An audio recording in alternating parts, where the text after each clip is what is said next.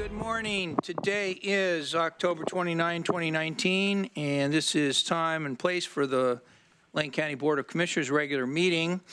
First item up is our adjustments to agenda, and I'd like to point out that Commissioner Joe Burney is on the telephone. Welcome, Joe. Thank you very much, and I'm so sorry that I'm not yet able to be there. Well, you're here in spirit and on the phone, so thanks a lot. Second thing is we do have a consent calendar item 6B1. That is our recommendation on various fees. And my understanding is that the Finance and Audit Committee checked with the department, and they don't have any objections to having this referred back to Finance and Audit. And Mr. Molkreisky, are you aware of that? Were you aware of that? Which item is it? 6B1 on the consent calendar. It would be a miracle if you were. Yeah, it'd be a miracle if you were, but anyway, my understanding, well, Commissioner Farr, why don't you explain that? Thank you. Ms. Molkreisky, I have requested pulling that item from the agenda with the consent of Commissioner Buck, who serves with me on Finance and Audit. There's one category that we overlooked as we were making the determination on the fee structure. I checked with staff, and they're amenable to pulling it and reassigning it to Finance and Audit in the November meeting. Okay. Okay. Great. All right. So at least today, we will not be approving that. It'll go back to the committee. 6B1, yeah. Then we have our 1:30 session this afternoon. We have our 9 o'clock, roughly 9 to noon, Wednesday, October 30th, tomorrow. So our board meeting will continue tomorrow. Okay, are there any other adjustments to the agenda? Okay, seeing none, we'll move on to emergency business. Item 2, no emergency business. Item 3, employee recognition. Thank you, Mr. Chair, and bear with me and my voice here. I want to invite Steve Manila up to the table. And is anyone else here? Karen, come on up. Yeah, I didn't see you, sorry. Come on up My here. favorite people are here. We have, and you can see a lovely audience of folks here supporting Steve. This might take a minute. I was going to do the whole, what was happening in 1979 when Steve Manila was hired in the world. And then I realized there's actually a lot to get through in what's happened in Lane County since 1979 that Steve's been involved with. So I think we should stick with the business at hand. You all know Steve. I'd be surprised to meet anyone in this community who has not heard Steve's name or familiar with Steve, but we wanted to have an opportunity to recognize Steve here today for 40 years. I'm struggling with the amount of time that Steve has spent committed to this organization and this community, because it's really incredible. Since he was 9. Right. Yeah, I'm not going to do those jokes either about, still forming my fine motor skills and everything at the time Steve started his career. Okay. So bear with me for a moment. So Steve Manila obviously is our Human Services Division Manager. He began his work in 1979 as an administrative analyst in the Lane workforce function of the county. And in 1984, he transitioned to a program supervisor, program services coordinator role with the Social Services Fund. At the time, the state had requested an audit of the local food bank, which had fallen out of compliance with USDA standards. And they asked the question, if you were to close the food bank because of these compliance issues, what would you do to meet the needs in the community for providing food? And so Steve, in response to that question, hired Carolyn Frangel, and together they envisioned, organized, and eventually established Food for Lane County. I don't know if you've heard of that organization. Passing. Commissioner Farr, you're familiar with that organization. That continues to do great work. Here really is sort of the gold standard in the state of Oregon for providing food for those in need in in our community. So fast forward to 1990, there was a shortage of services in the then 28-bed homeless shelter. Steve wrote and received a grant from HUD. You're going to see a theme here of a problem presenting itself and Steve stepping up and finding a path and really a creative and innovative solution. So Steve wrote a grant from HUD to expand services to include a children's program, medical services, an outreach program, case management, job training from Whitebird. 3 years later, in 1993,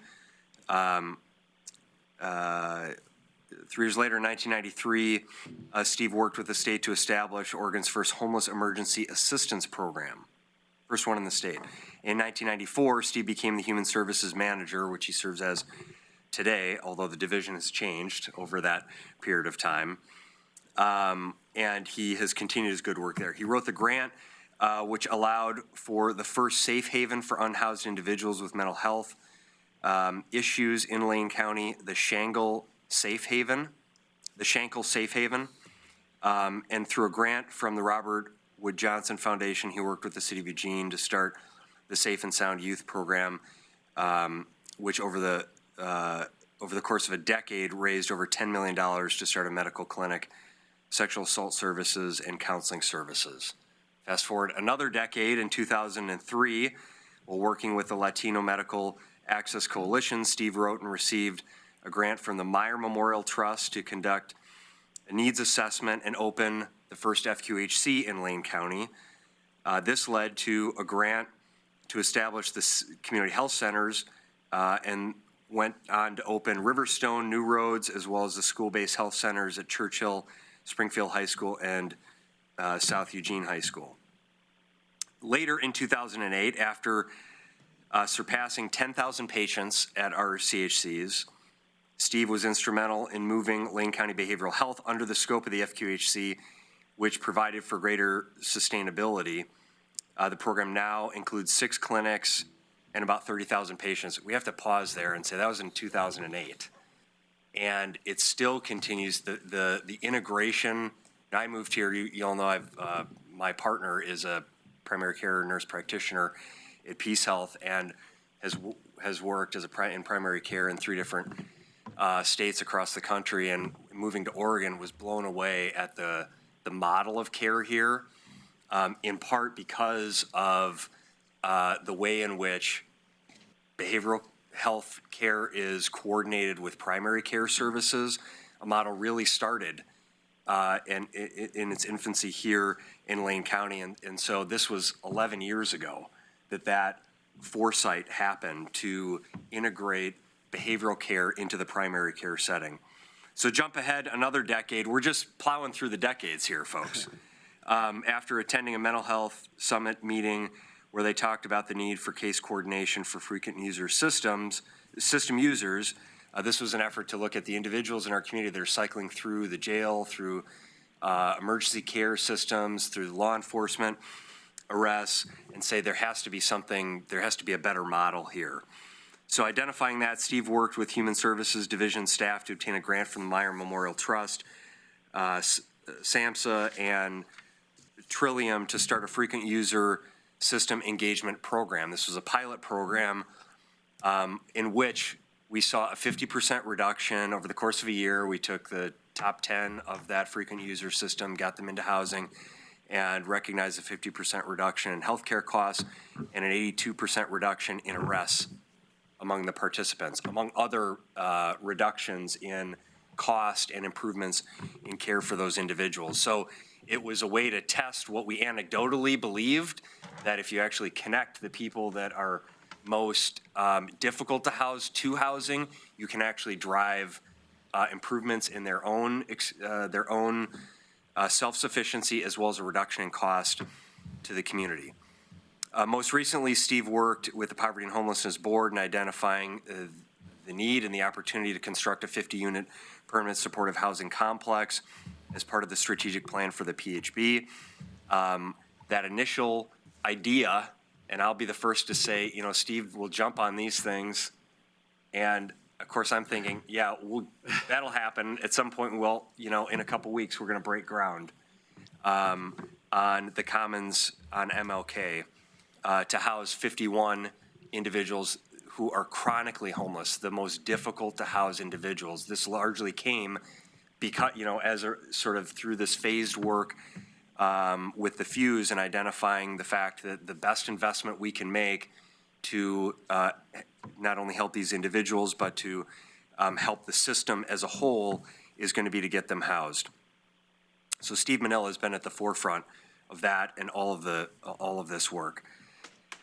Several years ago, when the CHC wanted to acknowledge, I'll just read this quote, wanted to acknowledge Steve's extraordinary contributions, they chose a quote from George Bernard Shaw that reads, "Some men see things as they are and ask why, others dream things that never were and ask why not." And I want to just say, and I want Karen, who's worked with Steve for maybe half of that time, who is not new to the organization or the community herself, to add some things here, but I just want to express my deep gratitude as one of the newer people to this organization and community for someone who's dedicated 4 decades of their life.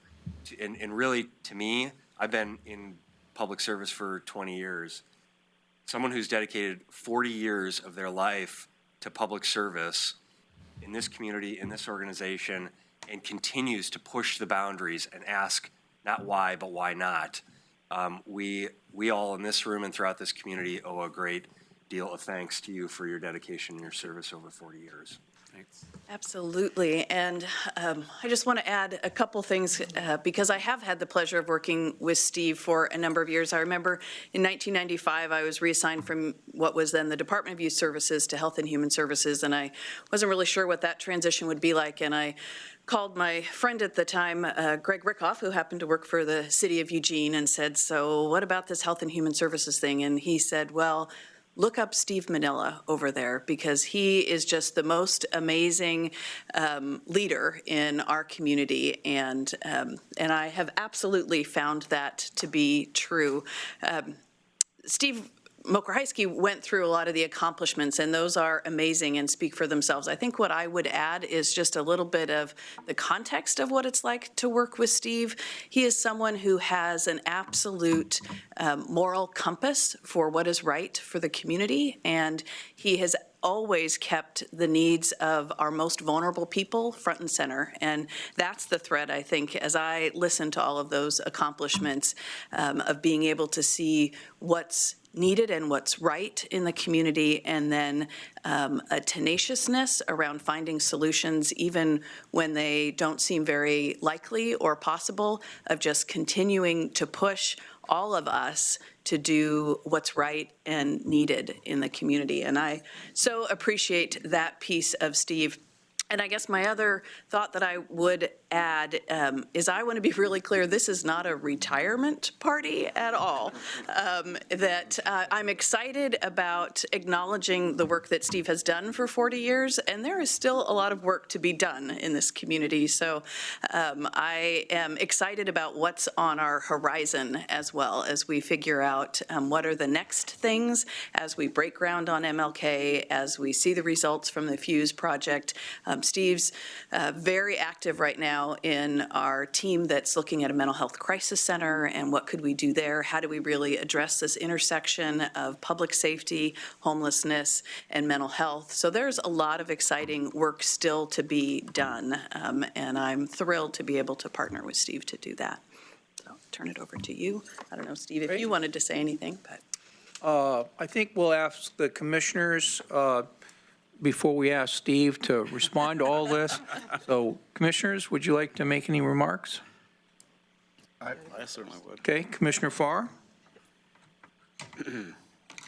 1995, you became the head of the 1994, you became the head of Human Services. It's in only a quarter of a century ago that I started working with you, Steve, in 1995, when I was first assigned to the Human Services Commission. And Karen, what I thought was, who is this guy? How can somebody know that much? And you said that he is someone that has a moral compass for what's right in the community. That is evident in every action that Steve takes. I spend a great deal of time not only in meetings with Steve, but seeking him out when we're not in meetings. There was a hiatus of time when I wasn't working for the city or the county. In between, I would often go to visit Steve just to talk when Steve's office was right up here. And Diana Aldridge, I'd always say, Diana, can I speak to Steve? She'd say, well, he's in there. Let me see if he'll talk to you. And he always would. Steve, you've been pretty amazing. I tend to embarrass you quite a bit with some of your accomplishments by mentioning them out loud.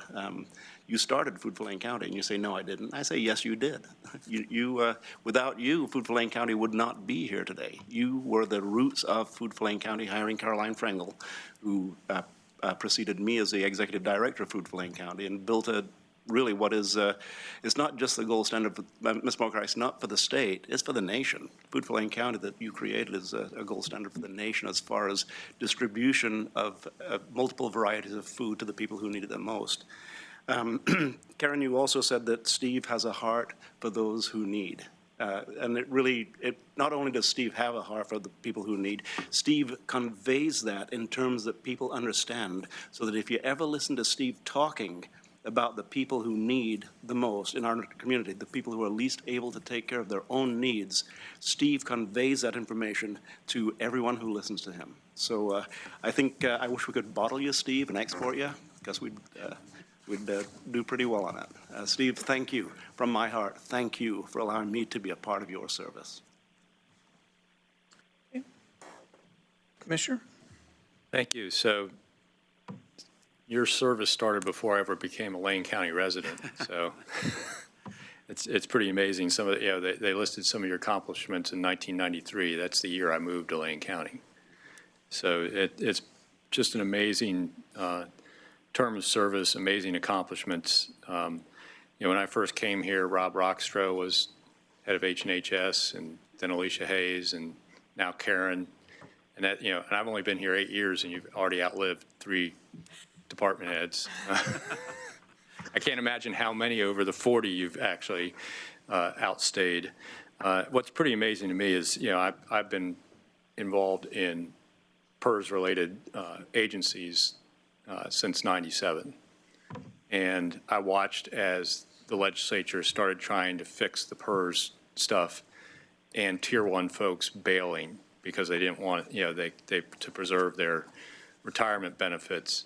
Somebody that's been here for 40 years as a Tier 1 employee and has not, taken the opportunity to jump out because they're worried about what the legislature might do their retirement speaks volumes to that personal commitment to the community, where that, the personal benefit to retiring is outweighed by your commitment to serving us is just pretty amazing. So, I've watched engineers with 30 years of experience leave eWeb. I've watched folks bail out of other agencies. Steve, you don't. You're still here trying to get things done, still innovating. After 40 years, it's an amazing commitment, and I just want to say thank you. I just see you as a rock in our community. I mean, you're solid in everything that you do for all these years for people that probably have no idea what you've been working on in the background. I mean, from a standpoint of people that are on the ground, the people that enter our clinics every day, those are the people that you serve. And that is so appreciated in our community. And it is so great that there are people here to also recognize you and support you along the way. I can't imagine how tough some of those projects are. And I know the Commons here was not an easy task. That is a heavy lift. And you find that heavy lift and you figure it out, even if it takes time, and your persistence makes it happen. So on behalf of all those people that run through the clinic, all those people that this MLK Commons will serve and other programs that you've been touched by, you are so, so appreciated. Thank you. Commissioner Burney, would you like to make any remarks? Yes. My first remark is that I'm still watching Heather talk on The View as I'm trying to organize my thoughts. And my second is, and I really want to say this before I discuss Steve, that as I'm watching my fellow commissioners from my sickbed, it really is an honor to participate on this board with all of you. and I mean that sincerely, seeing you there and not being there. Even though at first I thought, I don't know if I would be able to survive sitting between Commissioner Bozovich and Commissioner Sorensen. I really love it. Now, to the task at hand. I've known Steve and Karen, our two presenters, either years or decades prior to becoming a Lane County Commissioner, because they are both so integrated into our community, not just professionally, but personally. I believe that that Mr. Minaya, did I pronounce it correctly, Steve? No. That's funny, because I believe Mr. Manella was explaining to me the right pronunciation of the last name, is a unique amalgamation and combination of skills I don't find usually in one person. He has the ability to function in what some might consider slow-moving bureaucracy. He has the ability within that not to lose perspective and to build support internally. And he has the entrepreneurial spirit to see new things come to pass. Commissioner Buck mentioned you as a rock. I would mention you, as the song goes, as a rock of ages. and I mean that sincerely. Steve reminds me of one of my mentors who was the apprentice coordinator for the International Brotherhood of Electrical Workers in the 1980s in Los Angeles. And he said to me, he said, Joe, what I try and do is I try and envision an island of what could be. And then I get back to this world and build a bridge to get from here to there. And by the time that bridge is built, the island in my imagination actually exists. And when I see Mr. Manella and Karen too, I see someone that has that unique set of traits that has allowed this community to, in fact, achieve some things that have heretofore not been achievable. So, Steve, all I can say is I'm delighted that you're hanging in there. I don't know how you do it. And I would hope that before you do choose to retire, we have helped you and you have helped us, as Karen said, tackle this whole world of the issues that combine public safety, mental health, and housing, and economic development, and develop a vision such as you and I have discussed that really, really, really quantitatively, not by proclamation, provides services at exponentially larger levels to those that are within that world and experiencing such need. So it's an honor to be here, and thank you for allowing me to bear witness to Mr. Manella. Thank you, Commissioner Berney. Well, you think about Food for Lane County or the community health centers of Lane County, or merging the behavioral health component of health into those community health centers, building the frequent user system that results in an 82% drop in arrests in our community, helping to build a 51-unit facility for homeless people. Any one of those things could be a lifetime accomplishment. And so, Steve, it's with a tremendous amount of admiration that we honor you today for 40 years of service. And I agree with Karen, this is not a retirement party. This is not a funeral.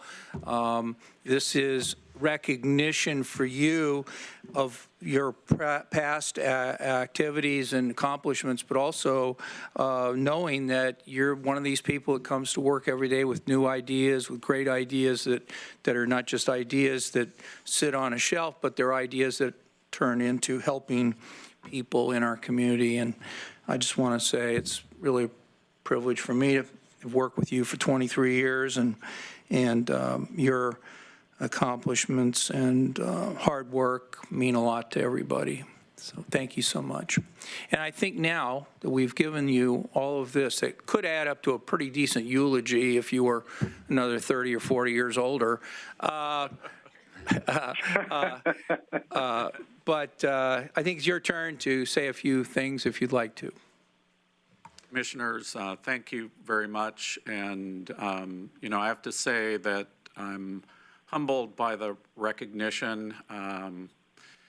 Part of what has driven me over my career is, a calling to public service and to having purpose in my life.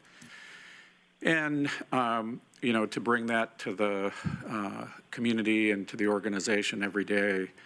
What I would say is that one of the things that pleases me today is that Lane County is a much more stable organization than many of the first 30 years that I worked here. And I think the challenge always is to be creative, to try to leverage the resources we have.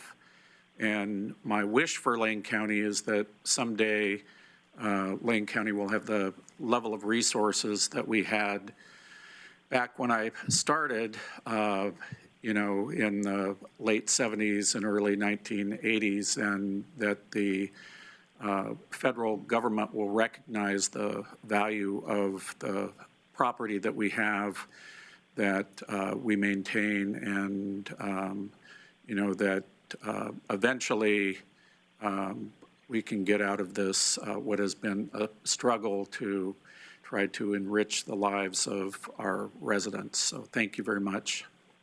Thank you, and we'll be back here in another 40 years to honor your next 40.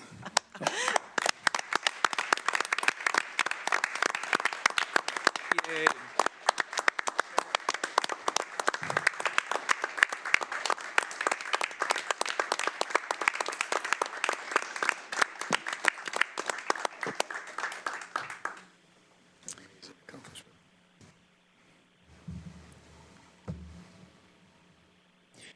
Now moving on to our public comment, and Commissioner Buck will be running our timer, which I understand will have a new feature today. So you'll have 3 minutes total for your public comment, and I'll ask Dick Barnhart to come up to the podium. You'll have 3 minutes. The light will come on, the blue light or the green light will come on when we start, which will start after you give your name and where you're from. And then you'll have 2.5 minutes until the yellow light comes on, and then the green light will come on at 3 minutes. Pardon me? The red light, soon, the red light. Thank you, Commissioner. The red light will come on at And the it end. will buzz this time. And this is a new thing. It'll buzz. So we won't have to have me cut you off. And then I'll just have other people lined up. Sue Tenpass, Tom Reed will be following Mr. Barnhart. So with that, please go ahead. Good morning. I'm Dick Barnhart. I'm a retired physician. I've been in Lane County in Eugene Springfield since 1985 practicing medicine, and I'm currently living in Commissioner Sorens's district. I'm here with fellow members of the Citizens Climate Alliance, which is a organization of 130,000, a grassroots organization of 130,000 members nationwide. I want to thank you for your work you do, and also the fact that you are starting to work on a Lane County climate action plan. What we want to do is ask you to support a bill. I know that you recognize that climate change is a major threat. The facts and the threat of climate change are not political. What is political is what we got to do about it. I've spent a lot of time in the last year looking at approaches that have been proposed, and I came to the conclusion that a carbon fee followed by a dividend back to the citizens was the best way to do it. And then I found Citizen Climate Alliance, or lobby, supports a bill that is currently in Congress, and so I joined them. It's important that each city and county and state do their part, as Oregon tried to do this last year. But ultimately, an effective policy needs to come at the national level and eventually at the global level. And so we're here to inform you about a bill that is currently in front of the U.S. House of Representatives that does this and that I've studied and feel it's a great bill. Specifically, we support the Energy Innovation and Carbon Dividend Act, which is H.R. 763. And I want to, I had an email exchange with Alex Kyler, your legislative affairs person, and he got this confused with Senate Bill 763, which is totally different, nothing to do with this. And so, just in case he talks to you about it, be aware that this is H.R. 763. This was introduced last year and then reintroduced this year by two representatives from the state of Florida, one a Republican and one a Democrat. It has currently 68 co-sponsors in the House of Representatives. It has over 1,100 endorsements nationwide from prominent individuals, businesses, faith groups, local governments, news media, nonprofits, tribes, and others. And locally, in the state of Oregon recently, the city of Ashland and the city of Corvallis have submitted formal endorsements of this bill, and on October 1st, the county commissioners of Benton County submitted a formal endorsement of this bill. And we're submitting some information for you and I would recommend the website energyinnovation.org as a very easy to navigate and very informative. Thank you very much. So next up, Ms., did I pronounce your name right? Tenpass. Tenpass, followed by Mr. Reed, followed by Mr. LePage. And I'm following up on Mr. And just move to the microphone if you would. I'm following up on Mr. Barnhart's comments, so I'm here to give you some more specific information about HR 763. May I proceed to you and pass these out? Why don't you give your talk first and then hand it out afterwards? Okay. So the sheet that I'm going to give you highlights what we think are the high points of this legislation. It's designed to reduce emissions by at least 40% in the first 12 years and by 90% by 2050. The way it works is that each metric ton of fossil fuel that's extracted is required to pay a fee of $15 per metric ton. That fee will increase annually, and there are certain standards set so that if the emissions goals are not reached, then those fees will increase. We believe this bill is good for people in that it will improve air quality, and it's going to put money into American pockets so that they can offset some of the costs that it may rise as a result of this fee implementation. Economists believe that this program will create 2.1 million new jobs, many of them in green energy. The bill has bipartisan support. When it was initially proposed, it came out of a caucus that was bipartisan, and that particular caucus had a requirement that each member had to have a partner, essentially, from the opposite party. And so the bill has had bipartisan support. It's revenue neutral, and this was one of the parts of the bill that was suggested so that people who are afraid that we're growing big government with this bill can support it, because it basically collects the money and returns all the funds to the American people. So the government is not being increased. The government is only just essentially a channel for the funds to be collected and then returned to the American people. And we are very much interested in following up with you. It's a complicated issue, and so if you have any ideas for us about how we can follow up with you to talk about this further, we would appreciate being able to do that. I have a fact sheet that covers what I've just talked about. That'll give you a little bit more information about the bill and how it's designed to work. Thank you so much for your public comment. And Mr. Reed, if you could come forward, and then when Ms. Tempest finishes passing these out, we'll ask you to give your name and where you're from, and then we'll have you take 3 minutes. Thank you. Good morning, Mr. Chairman and members of the commission. My name is Tom Reed. I live at 34694 Mackenzie View Drive, Springfield, where I operate a bed and breakfast.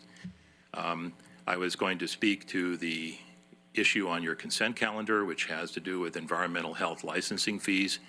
You've removed that from the consent calendar, and so I will be brief and defer a portion of my testimony to Ms. Blum, who is part of the reason why it was removed.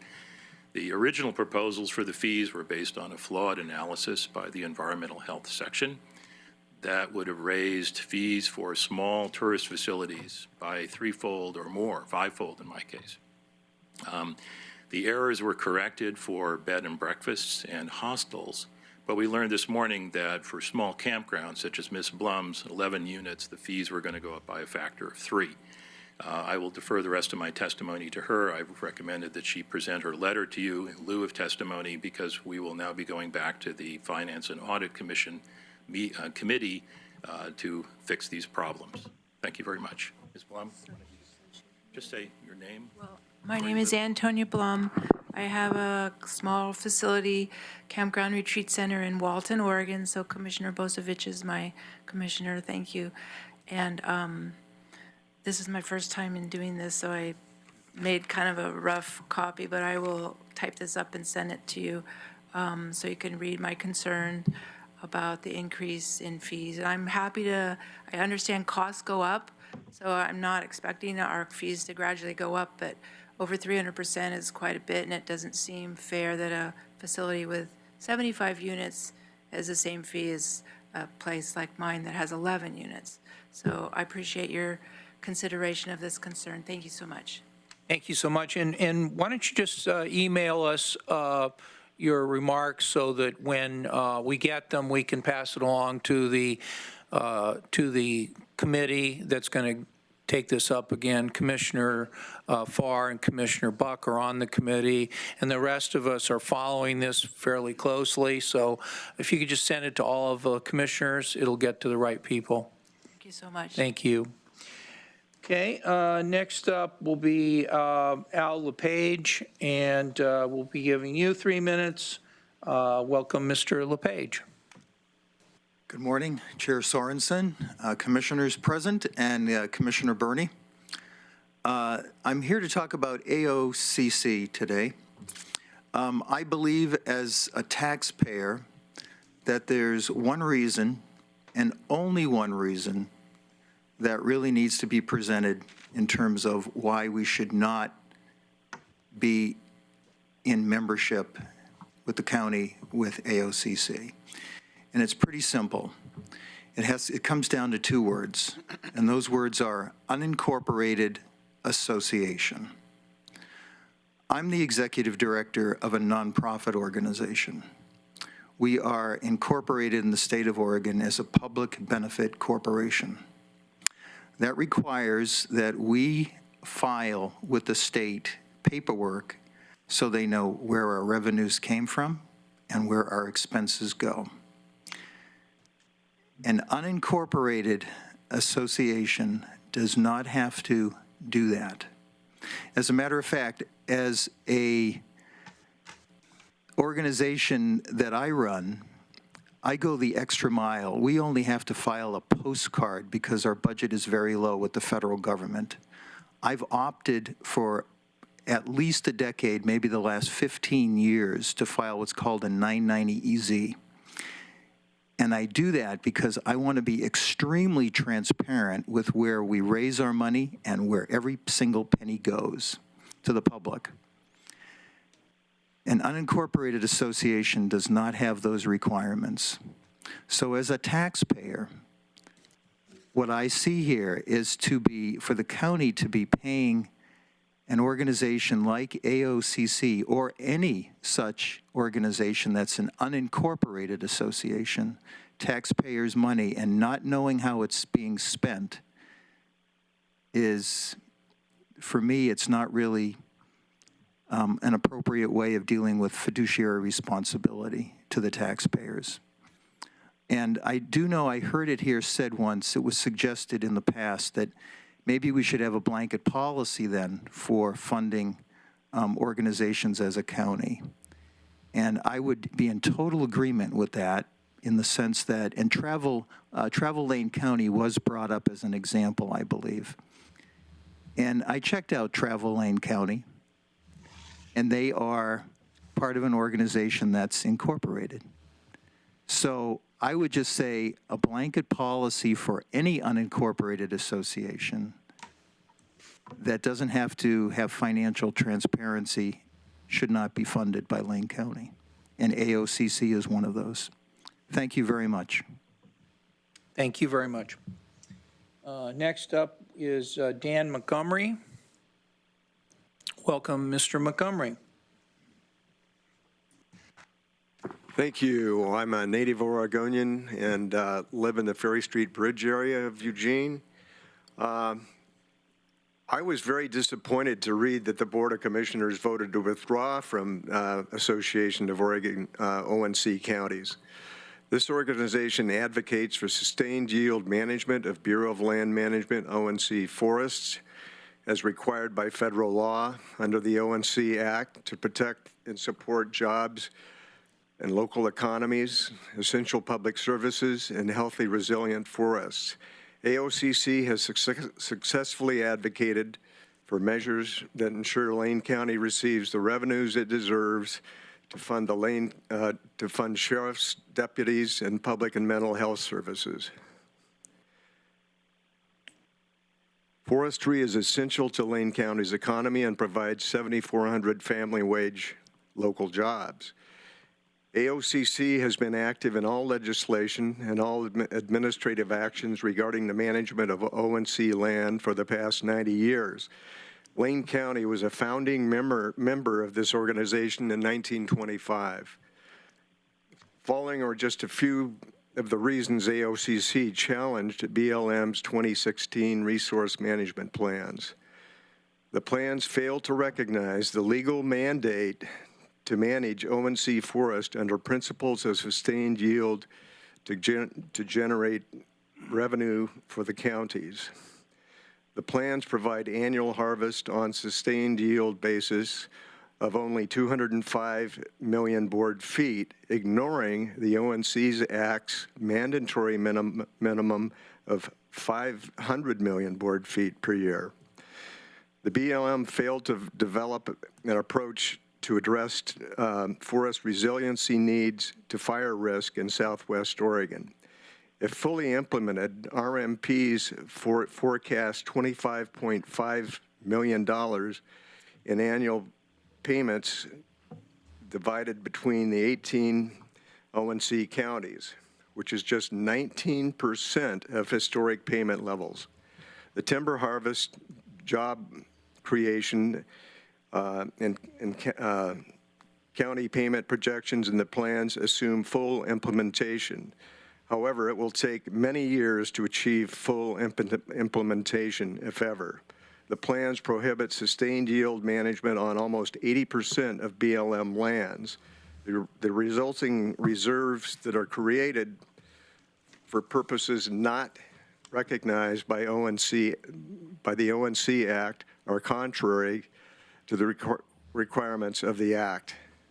Don't you think we need to participate in AOCC's challenge to these flawed plans? Thank you. Thank you very much. Next up is Katie Geiser.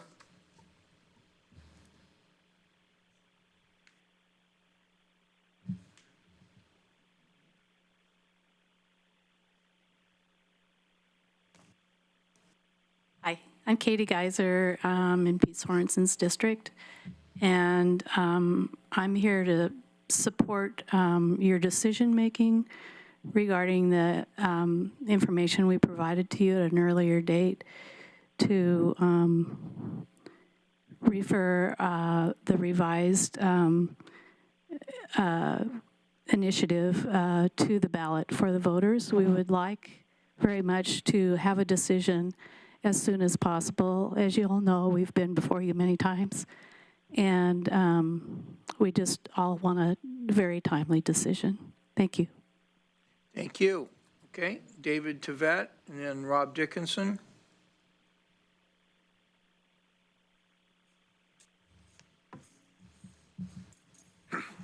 I'm David Tveit. I live in the River Road area, and I second what Katie said.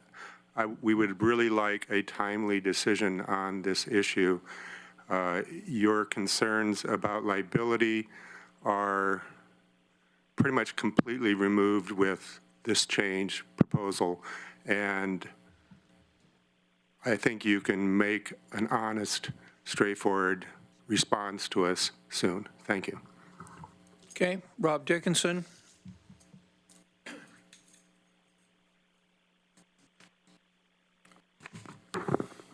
Chair Sorensen and Commissioners, I'm Rob Dickinson with Community Rights Lane County, and I live in unincorporated Cottage Grove.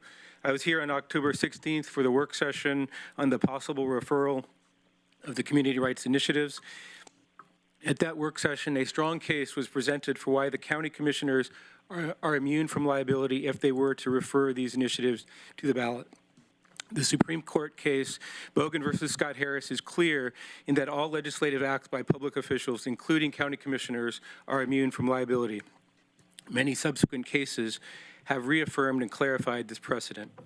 At the same time, the county council was not able to show any case anywhere in the country where a local official was held responsible or liable for referring a ballot measure that was later determined to be unconstitutional.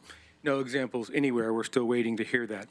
So it is clear that if you wanted to stand up for the citizens of Lane County, you could do so. Sadly, there is a growing perception among our movement that county commissioners have neither the inclination nor the courage to do what is right to stand up for the people that they supposedly represent to protect them from harm. I personally hope that neither of these fears are true and that you will, in fact, act and act soon. As much as we think that you can and should proceed, as we requested time and again over the last 2 years with the initiative drafts that we have provided, we are here today to offer you another alternative. Commissioners have stated that the primary obstacle to referring these initiatives is the fear of liability that was so brazenly threatened by timber lawyers and joined by the county council. That threat centers around the unfounded supposition that referring a preempted ballot measure violates some Oregon statute. We have added a provision to the exact same ordinance that we've provided repeatedly over 2 years that negates any issue with preemption. That provision reads as follows. If, on the effective date of this ordinance, state or federal law preempts one or more provisions of this ordinance, such preempted provisions shall be codified and shall become operative at such later time as the preemption has been removed by legislation or court decision. This provision effectively allows the preempted provisions of the measure to remain in the measure without in any way making the measure invalid, illegal, or otherwise preempted as a whole. This provision is similar to that in Measure 47, which allowed campaign finance reforms to be codified until such time as they are allowed by state law to go into effect. In Hazel v. Brown, the Oregon Supreme Court upheld the constitutionality of such a provision. We urge you to delay no longer and to come to a decision quickly on whether or not you are going to refer. Whatever you do, please move quickly and let the people know, will you stand with them or not? Thank you. Thank you. Next, we have Chris McAllister.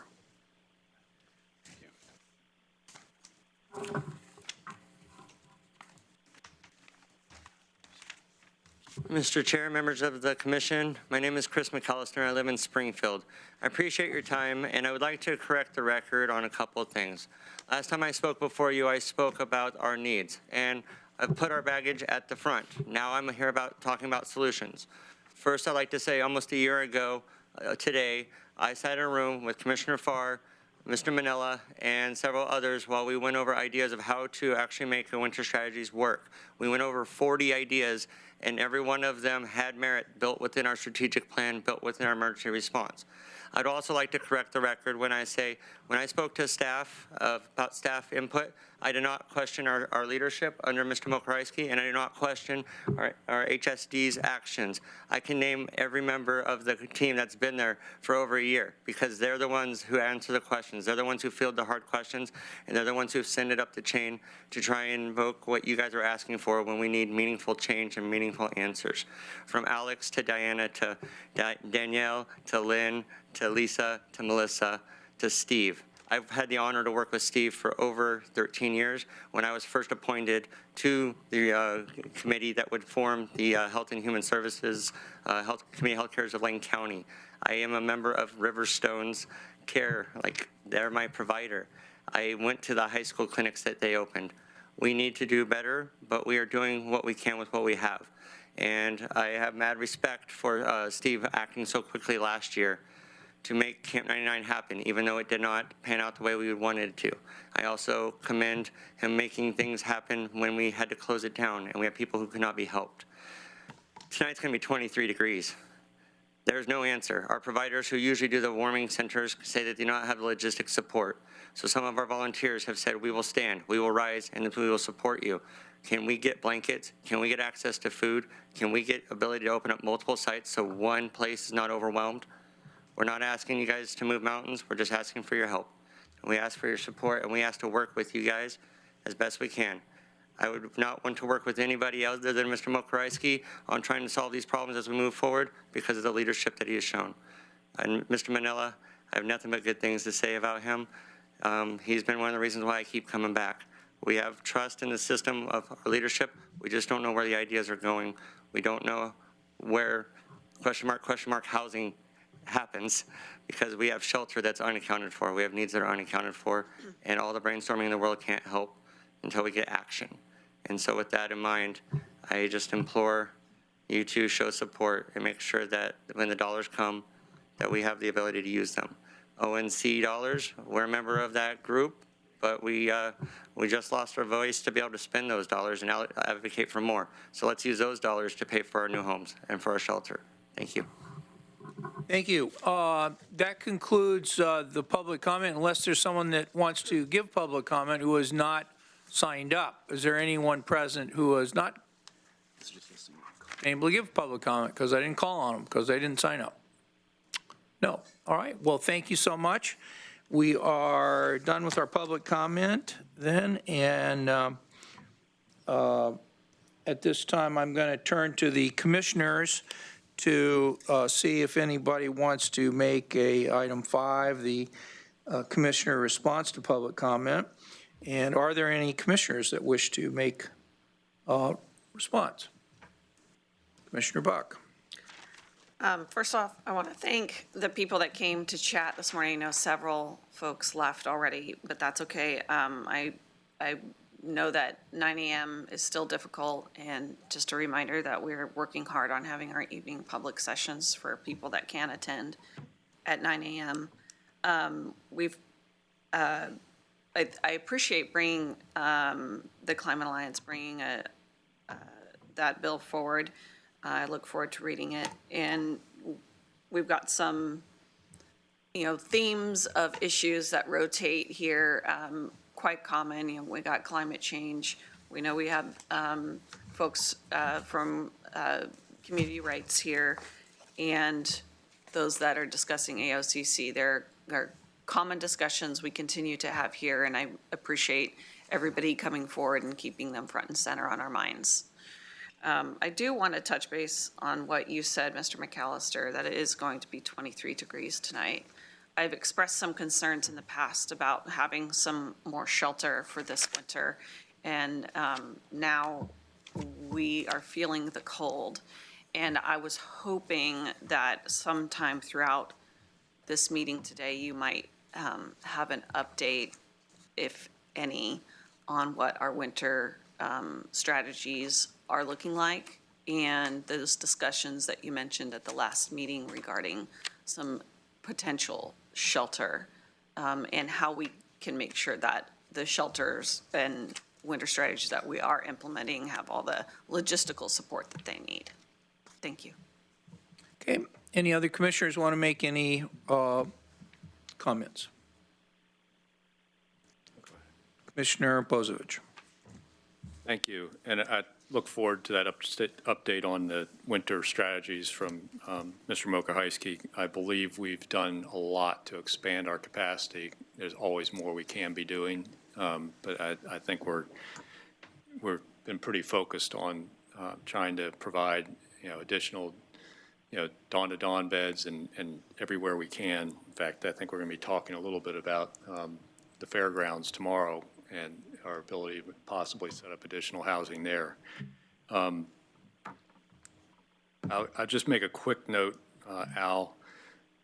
The Association of Oregon Counties is an unincorporated association. All 36 of Oregon counties participate in that, including Benton and Multnomah. It does not file any 990s. Multiple organizations that we're members of are not incorporated associations. So if the one reason we're not going to join AOCC is because of that, then there are many other organizations we should withdraw from. As a participating member, we see the budgets, we see the expenditures. It should be whoever our representatives should be able to report that back to us, and if the public asks, they should be able to report that back to them. So there is transparency as being a member. If we're not participating, there's not transparency.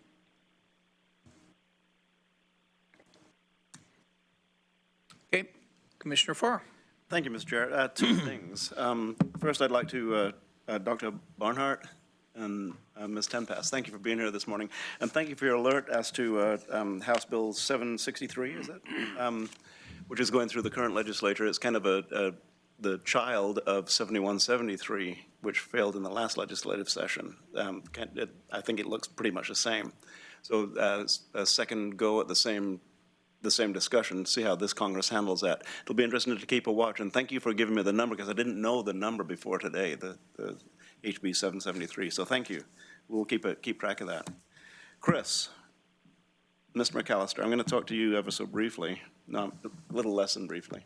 You sent me a message last night regarding the temperatures, and my response to you is the one that I've been giving you for quite some time.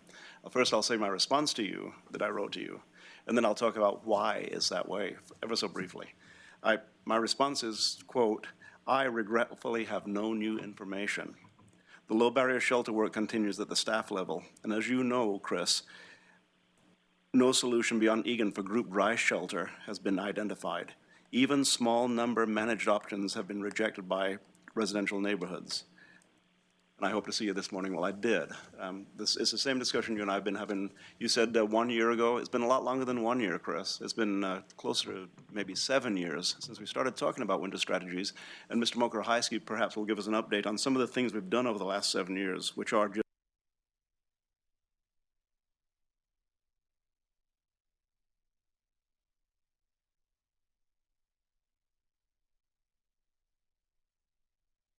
sometimes perhaps we're not as aggressive in addressing the obstacles, in surmounting the obstacles. Obstacles such as zones and codes, which tend to raise their ugly head all the time when we look at buildings like the Armory building and other dry shelter that seems all we need to do is open the door and let people in because it's better there than there.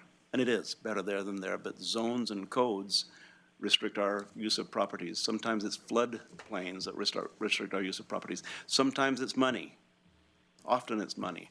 And sometimes, and this is one that we need to work on more aggressively, is sometimes it's neighborhood resistance. We've experienced that. Even small groups receive neighborhood resistance. And the most recent example that I cite quite often is when we wanted to put 11 high school boys in the Bethel neighborhood.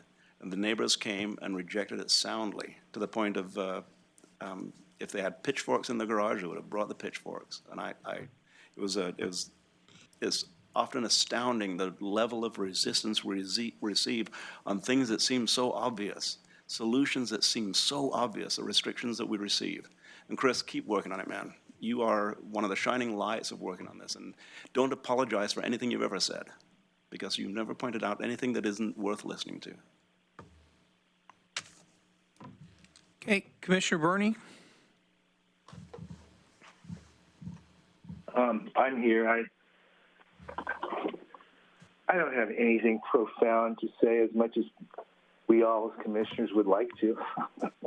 I will make a couple of comments. One is Dr. Barnhart and Ms. Tenpass, I thank you for bringing my attention to H.R. 763. I will now read it.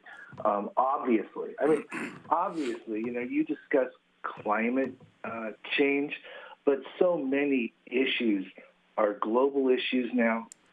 They are federal issues, and we are operating as best we can, under-resourced anyway, to try and respond to them, because where else but where the rubber hits the road can we do anything? So, agree with your premise, appreciate your drawing our attention to this piece of legislation. I believe that you had asked how you follow up, and Mr. Mokrahysky or other commissioners may correct me, but I believe one way you follow up is that you be in touch with Mr. Hurley, who's coordinating the development of and the reaching out of Lane County's Climate Action Plan. It is being done consistent with the 8 principles of the United Nations recommendations for that, which I hope you look at, because they're good and they're solid, and they include inclusivity, identifying doable actions, measuring, et cetera, et cetera. So I would say that's how you follow up. Stay in the loop with Mr. Hurley. He is staffing that effort on behalf of the commissioners. Everybody had good things to say. Mr. LePage, I don't know who's there and who's not. So, Mr. LePage, if you're still in the audience, I know I owe you a book, and I will get it to you. You brought up an interesting point. I think that Commissioner Bozovich also made an interesting point. I myself am going to have to dig deeper into the degree there is a lack of transparency and accountability from unincorporated versus incorporated associations that are exclusively and entirely funded by public dollars. I need to understand that better. I think both of you made legitimate points.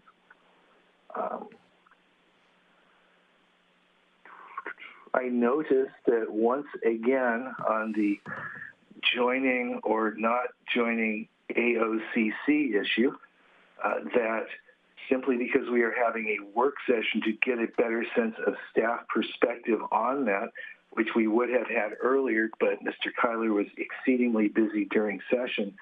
Once again, we're receiving, all of the pressure to stay in and all of the pressure to stay out. So I'm looking forward to this afternoon's meeting. I don't see any action taken. In our agenda, it says no action will be taken. So I just want to share with people, we're listening. I continue to listen. I am from Springfield, historically a mill town. It is an issue that is not being ignored. Just as the issue that Mr. Dickinson brought forward is not being ignored. Although I reject the idea that either you stand with the people or not. There are so many communities of interest with so many views that we are assessing without compromising personal integrity whatsoever. And I simply wanted to make that statement, sir. And finally, to Chris McAllister, I want to echo what Commissioner Farr stated.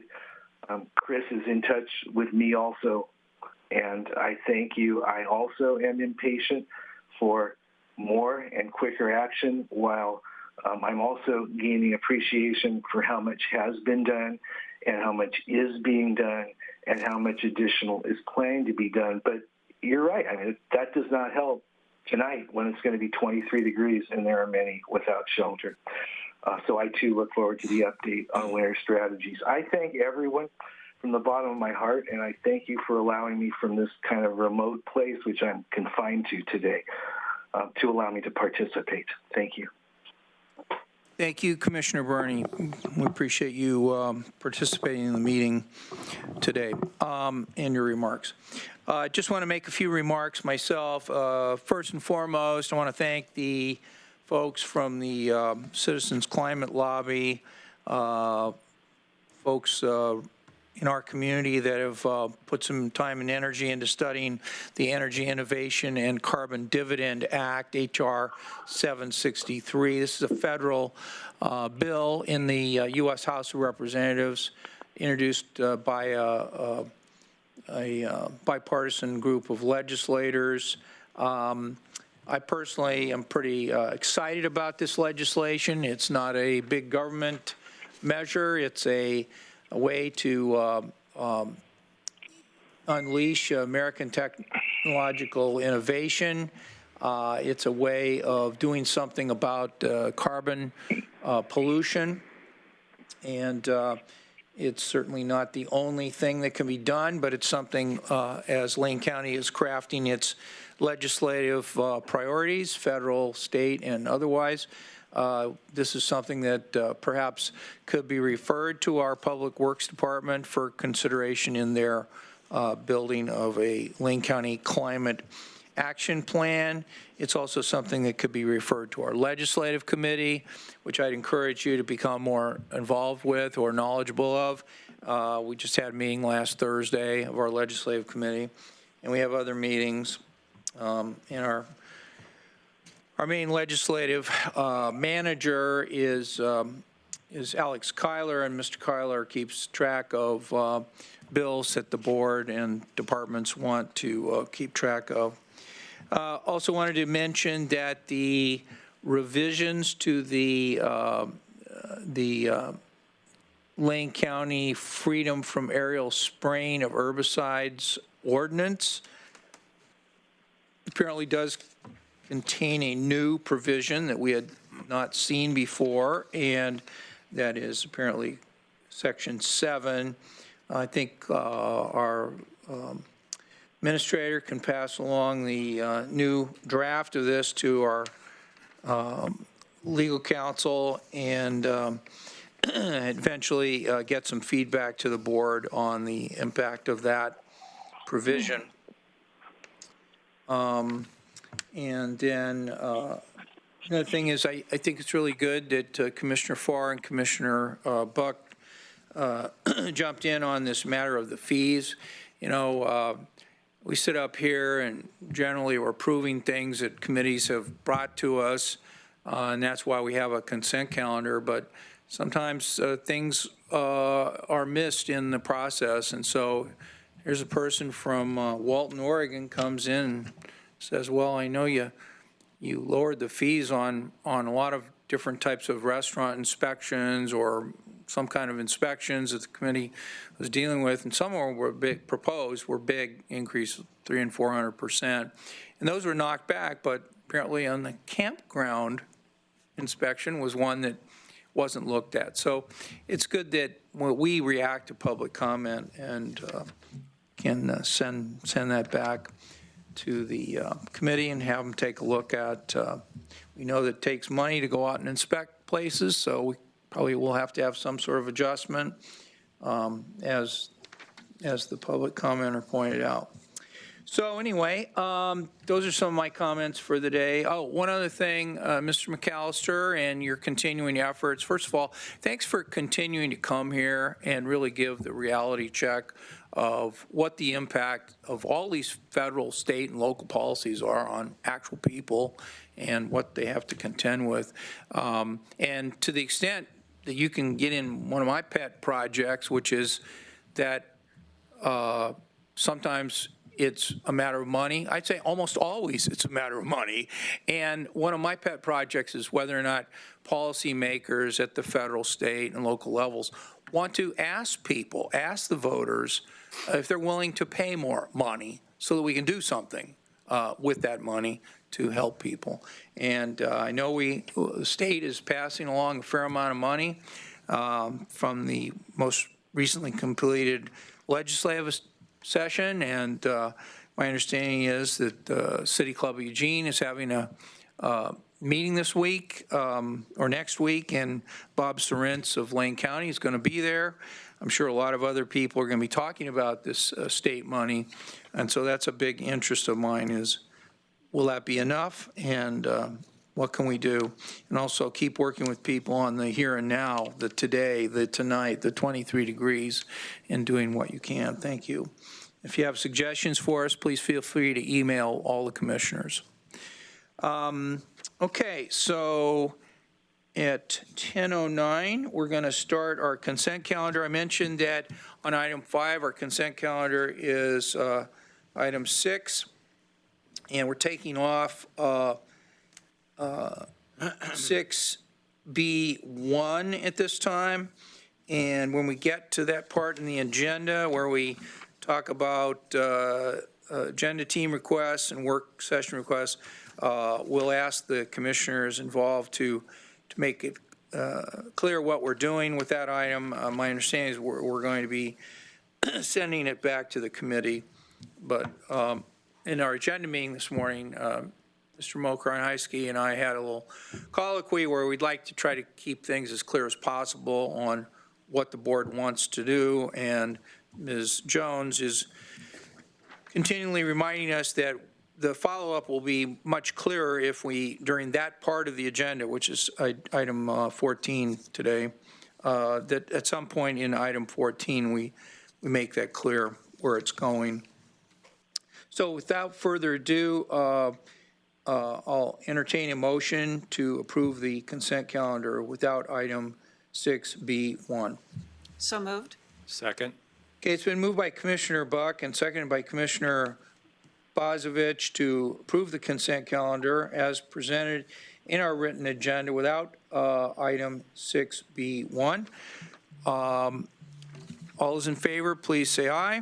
Aye. Opposed, say no. All commissioners present and voting in the affirmative, the orders are adopted. Thank you. Next, we'll take up item 7A and ask Ms. Gaffney and her colleagues to come forward.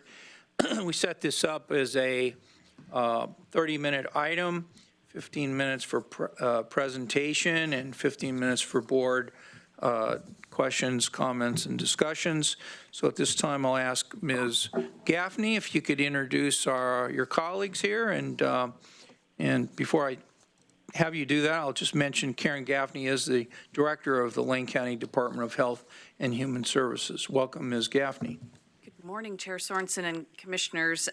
Today I have with me Suzanne Hughes, who's in the high chair. I was sitting in that one earlier, so it makes you tall. Suzanne Hughes, who's our interim manager at Youth Services, and Melissa Westerman, who is the supervisor of our Phoenix Treatment Program at Youth Services. I'm going to give a very brief tee-up, and then I'm going to toss it over to Melissa, who has a series of slides to share with you, and then we'll have plenty of time for question and discussion. Today actually is a terrific opportunity. We don't often have a chance to talk with you about some of the great treatment work that's happening at Youth Services. As you know, our Phoenix Treatment Program is a residential program that's funded jointly by levy funds and by general fund. And Melissa will talk a little bit more about the focus of the work that we do there. The exciting opportunity today is we've known for a while that our numbers in that program have been low, and I think this is a great opportunity to call out that core behavior we have of really being solution-focused. The staff at Youth Services has been doing a deep dive into the work that happens there and looking for some opportunities where we could, within our existing budget, be able to serve additional youth who need services within that treatment realm that we have there. So with that, I'm going to turn it over to Melissa to walk through some slides. And this is Melissa's first time to the board.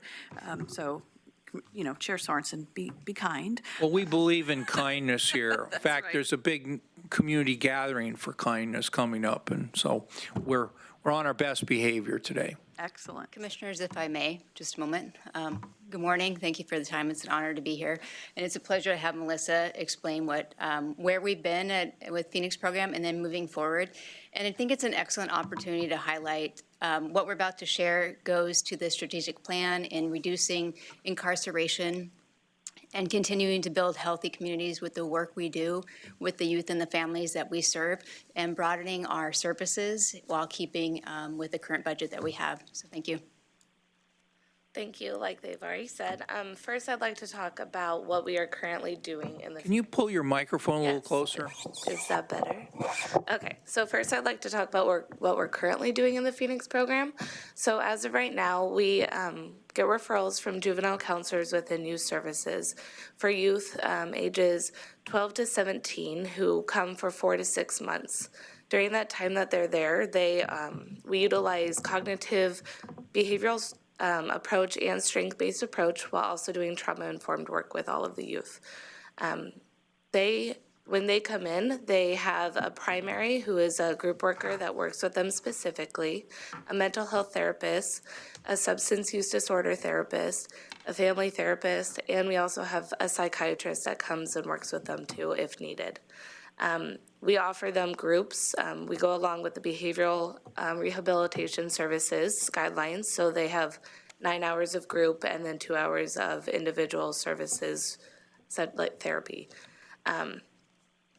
We also offer 90 days of aftercare with them too, so they see the mental health therapist, the substance use disorder therapist, and the psychiatrist following the time that they leave for 90 days to support them going back into the community.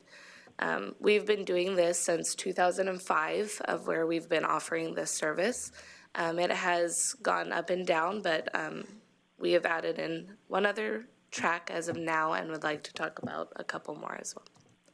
So another thing that we started in December of 2018 is where we opened up our doors to youth who are brought into intake on non-detainable charges. Instead of them being in intake or just released out, we offered them a space to have a warm bed to sleep in, some food, and a shower while they wait for a responsible adult to come pick them up. We do have 72 hours for that guideline to hold them there before we find another placement, which tends to be a family member, or we take them over to Station 7. So recently we had an evaluation done by Kevin Alltucker for the Phoenix program to look at what the Phoenix program offers for the community. And that he found that the youth that have gone through the program, they have less recidivism rates following going through the program than any other youth that comes through youth services. So the work that is done and offered to them while they're in the Phoenix program has been very helpful, not only to them, but for the community at large, just to make sure that we have less crimes happening following. There are some recommendations that came from the evaluation too, and we've been working to implement those as well to improve what we are doing at the Phoenix program. What we'd like to do is we continue to offer the same youth ages 12 through 17 who are on formal probation and a formal accountability agreement within youth services, seeing a juvenile counselor there. We have 16 beds available within our facility, and like Suzanne has mentioned, we have had low numbers, and also Karen has mentioned, we have had low numbers for the last couple of years now. And in order to fill those beds and continue to offer support to the community, we would like to offer 2 other tracks available, which does not add any additional revenue that we are receiving, so we are just going along. We already have the staff for this, and we have the budget for it as well. So what we plan to initiate or implement would be an assessment and evaluation center. So youth that are referred from juvenile counselors, some of them don't quite need the 4 to 6 month time frame, but more of a shorter time frame to really get a little bit of services and pause to help them. So we would like to have the 30 to 90 days where they are doing the same stuff that the Phoenix program youth are currently doing. It is also under the behavioral rehabilitation services guidelines, and they follow the same stuff as the Phoenix program. So 9 hours of groups and 2 hours of therapy with their individual therapist and with their primary group worker. We would like to continue to offer them the substance use disorder therapy and family coaching as a support to the whole system. Something that we could do as extra for them is offer extra assessments due to the needs that they came in for. This could look as other assessments to focus on depression, or to focus on anxiety, or to focus on suicidal ideation. We would continue to offer aftercare, but for a shorter period of time, as they have been in there for a shorter period of time as well, so 30 days as opposed to 90 days. Another track that we are hoping to continue or add in is probation violation program. This goes along with our strategic plan that we have to reduce youth that are incarcerated. So as opposed to youth coming into detention for a probation violation for 8 to 28 days, we would like to have them over in the program and offer them some treatment while they're there. So to focus on some skill building and to also offer them a therapist to check in with and see if we can find any additional supports that they may need following their stay in the Phoenix program. A timeline that we have for this transition is for the Assessment and Evaluation Center to start it at the beginning of January, have criteria that's put together specific to this program, and allow time to work with the juvenile counselors to inform them of what this will look like and that they can start to refer kids over there. And then for the probation violation program, we anticipate that that would take a little bit longer as there are more moving parts, working with the courts and working with the DA's office as well to have that come at March 2020, so we can also have criteria for them to work on while they're in the program too. So Chair Sorensen and Commissioners, as we turn it back over to you, I would just really underscore what Suzanne said in her opening remarks about really this opportunity to help move forward your strategic goals in the strategic plan, and how do we best serve kids so that we keep them out of the juvenile justice system if possible, and then manage to get them the services they need so we keep them in the community if at all possible. So it's an exciting opportunity, and all three of us would be happy to answer questions. Okay, very good. Commissioners? Commissioner Farr? Excellent. The work you're doing, sometimes you guys bury your lead. That is to say, you don't talk about the things that you've done that really have excelled and the kids that you have. You talk about a 35% anti-recidivism rate.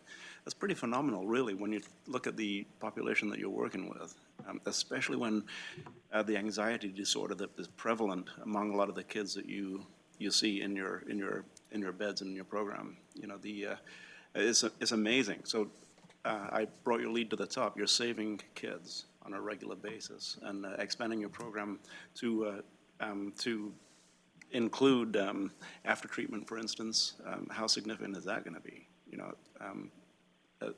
In increasing the anti-recidivism rate, I guess that's one of the things that we really look at as an actual statistic that can be tracked. So I'm in favor of the work.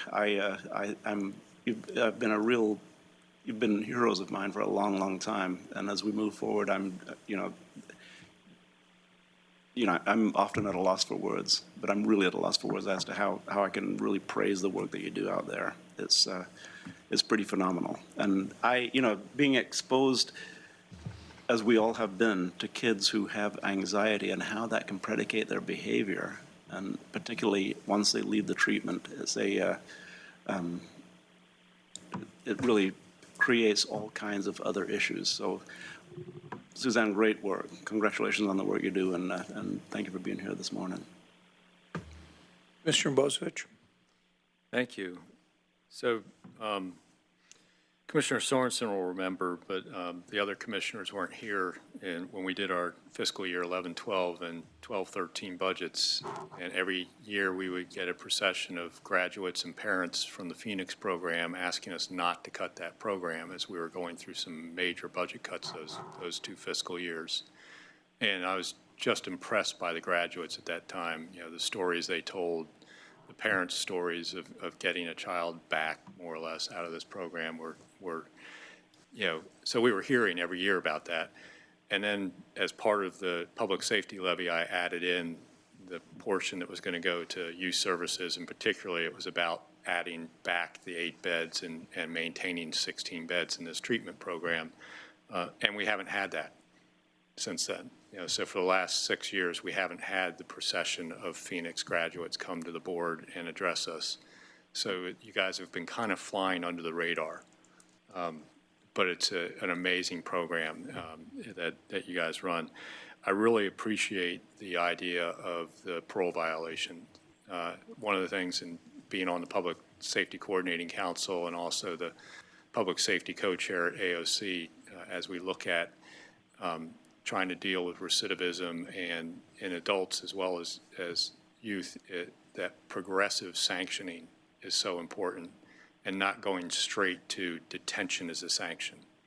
And where we have things available here in Lane County that aren't jail time or revocation back to prison, we have, work crews, and we have, other day centers and other, things we can do to sanction adults. And now we're adding that to our list of being able to do that with youth, because that progressive sanctioning is shown to be a much better pattern, where you can kind of, sometimes just a little bit of adjustment, is all you really need to get somebody back on working on, their cognitive behavioral skills and other things, and get them away from the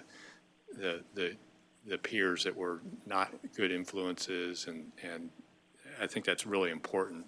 And sending them straight back to detention, where they're going to be around a bunch of peers that may not be, the best influencers.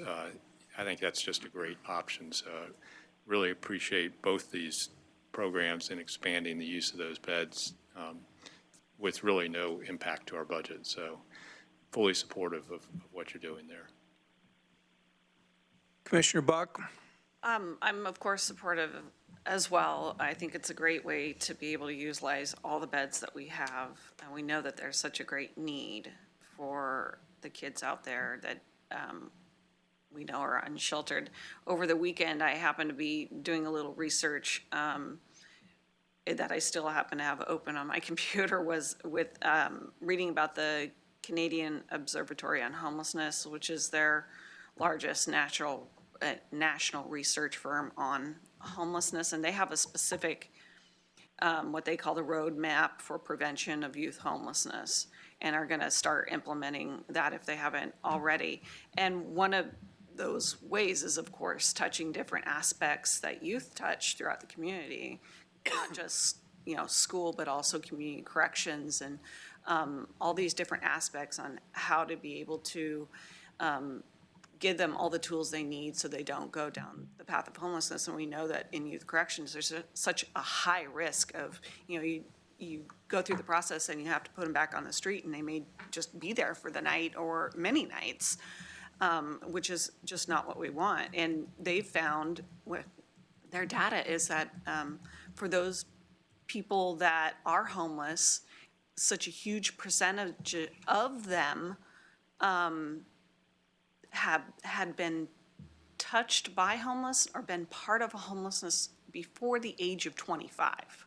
That's where the majority of their folks came across the whole system of homelessness, was all before the age of 25. I find that fascinating, and I have no idea if this kind of data has ever been researched in the United States, but I can't imagine it would be so far different than our friends to the north.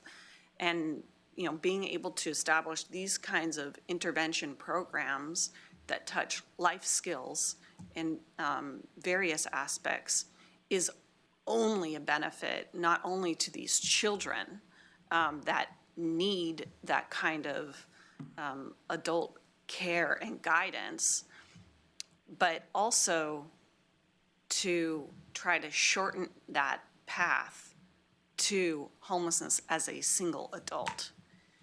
So thank you for thinking outside the box, trying to make these programs work to their most, and of course, again, super supportive. Commissioner Burney, do you want to make any comments or ask any questions? Yes, thank you, Mr. Chair. First off, forgive me, the name of the young woman for whom this was an inaugural presentation to the Board of Commissioners, was it Suzanne? That would be Melissa. Melissa, that was an awesome presentation. Thank you. Thank you. Thank you very much. This can be a tough group to present to. I just wanted to say that anytime we can develop options for people not to be branded by entering into our criminal justice or healthcare or a variety of institutional places where formally or uninformally or informally people's self-image sadly starts to erode, and the feedback they get from others reinforces that. So anytime we can create options such as this, I am 1,000% for it. So congratulations on that. I think in this day and age, so many young people especially are experiencing various issues and problems that I just wish we could expand this program exponentially, as with other programs that Lane County offers. But I concur with all of the sentiments stated, and I think anytime we can increase services and not increase money, it's going to be a hard time not getting a 5-0 amount of support from this Board of Commissioners. So thank you so much. I did want to ask one question. I've heard a new term for me, anti-recidivism rate. So if an anti-recidivism rate is 35%, does that mean the recidivism rate, which I'm used to, is 65%? It was recidivism rate is a term for the, where are you going to go, Karen? So the 35% was, I apologize. Recidivism rate, yes. Okay, well, that's tremendously impressive. Thank you very much. That's all, Mr. Chair. Okay, thank you, Commissioner Burney. I just wanted to mention that I agree with Commissioner Bozovich that when we had the program on kind of on the chopping block, yeah, that's the phrase, that we, heard from the people that had benefited from the program. And we haven't heard from them, and I'm not making an invitation to have it again, but I think sometimes it might be helpful just in public comment if people can come in once in a while, because that way not only are the commissioners informed. I mean, one of us, i.e. me, I'm going off the board in January of 2021, so there's always going to be some shuffling of people in and out, and same thing with the Budget Committee. So I just want to make that suggestion that you don't have to go into a full court press on this thing, but I do think that it's helpful for the public, commissioners, and ongoing to understand that really lives are changed. Their lives are improved as a result of this. The other thing I wanted to mention is that this idea of progressive intervention or consequences or progressive sentencing, however it's described, is a really important concept, because the judges that are involved in this at the adult level or even at the juvenile level, to be able to give someone longer time out to get their attention, really important, and it really helps them. And for the ones that that does bring to their attention the importance of complying, the importance of participating, of really believing that they can do this, really helps. And I think that's an important component of making sure that there's something behind a probation violation or parole violation. So those terms are used in the criminal justice system. So I just want to say that to me is better than one size fits all, and that you're going to do the rest of your, lengthy sentence if you mess up, when that may not be the best way of handling it for that particular kid. Anyway, thank you so much. I think that concludes our discussion, and we really appreciate all of you for being here today, and appreciate your great work. Thanks so much. Thank you. And now I see Mr. Ramirez back there and others. So why don't we call up item 9A?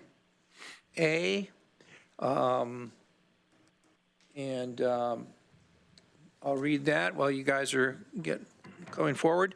9A is order number 19-10-29-03 in the matter of authorizing the county administrator to execute an amended lease purchase option with Wright Lumber. Austin Ramirez, interim community and economic development manager, is here. And if you could introduce your colleague and take 15 minutes to make your presentation, we'd really appreciate that.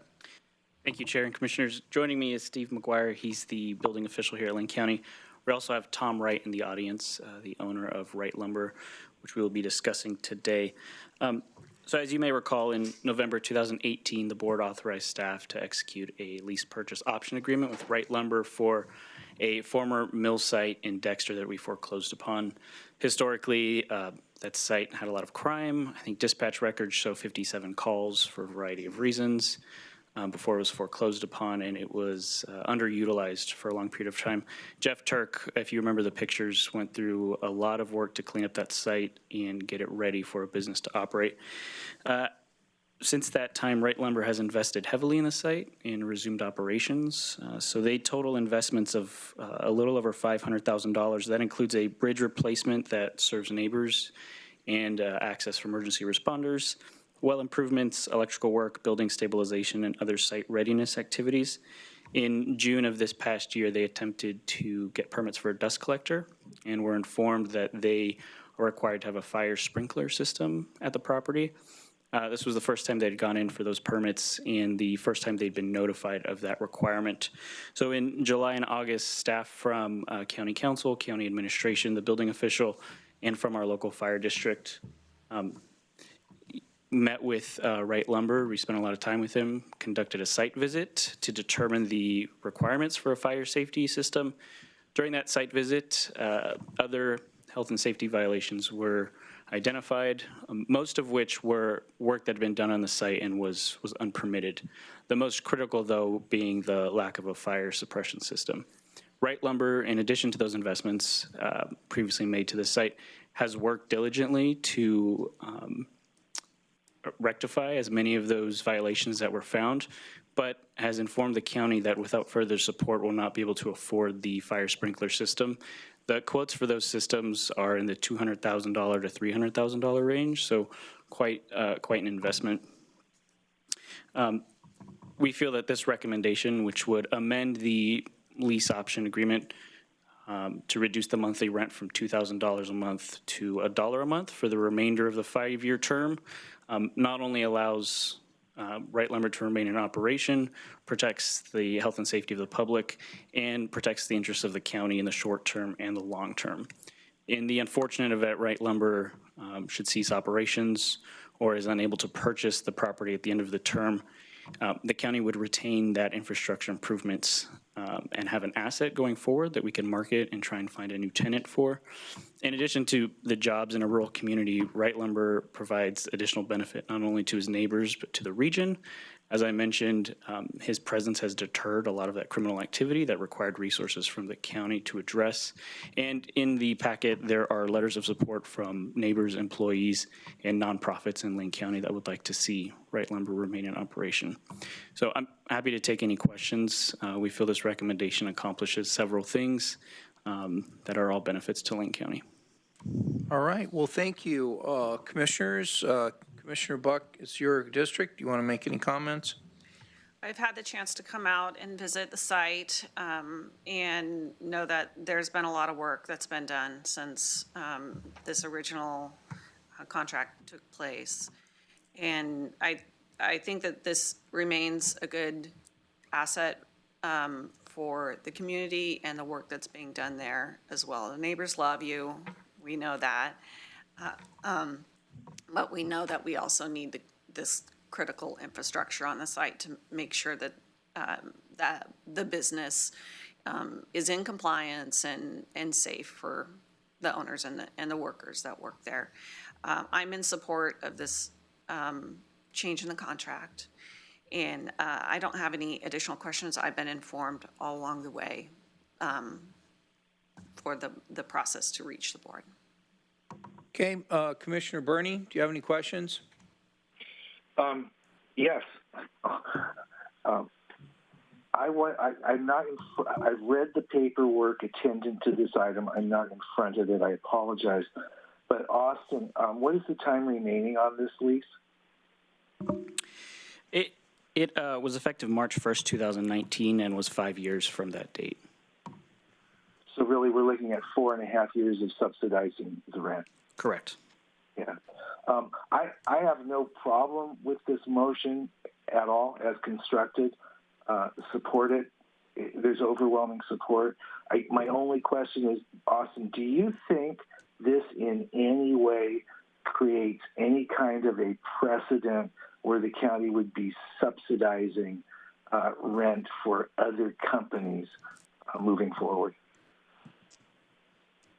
That's hard to say. This is a very unique situation for the county to be in.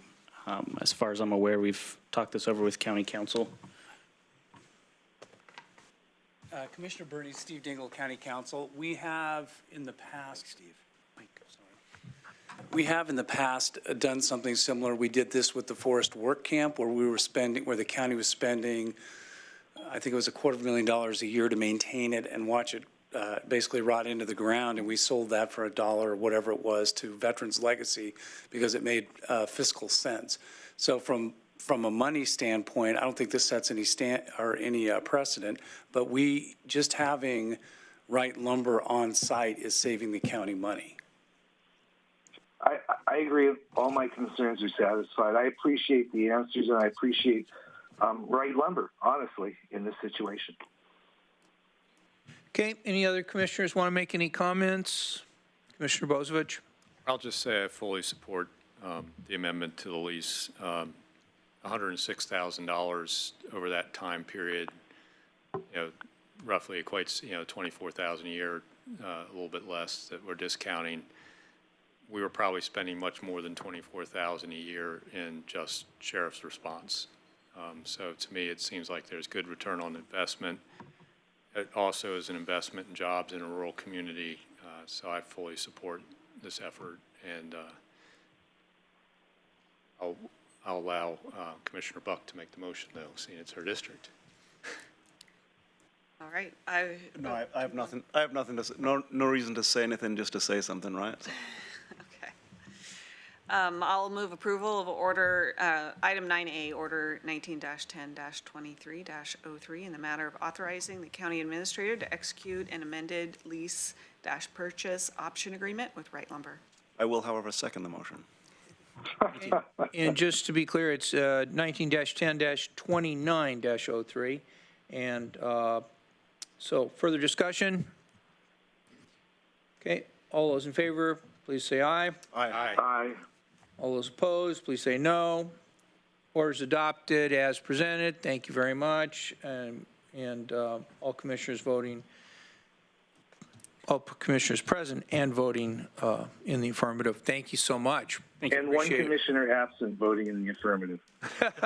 Well, we checked with the lawyer, and if you're on the phone, you're present. So. Okay, thank you. I'm sorry. Thank you. So let's go back to the top of the order to see what.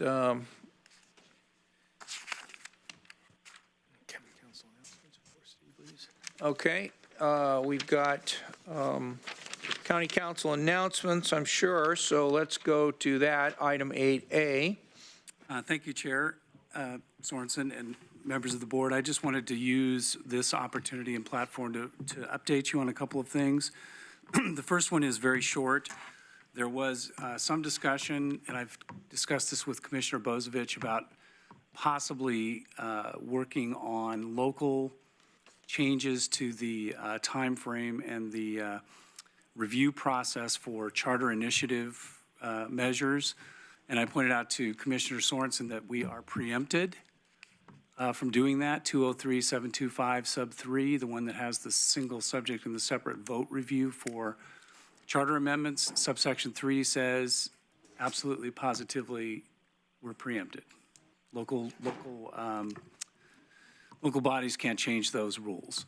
And again, that makes sense if you remember the genesis of that rule, which was the whole situation in Washington County where they, in one charter amendment, they changed the number of commissioners, the number of departments, eliminated departments, created new departments. So I consider that board item closed because we just can't do anything. And I think Commissioner, and I'll let Commissioner Bozovich correct me if I'm wrong, but I believe that was the conclusion that we reached. And then the other thing is I wanted to update you on the DCBS situation.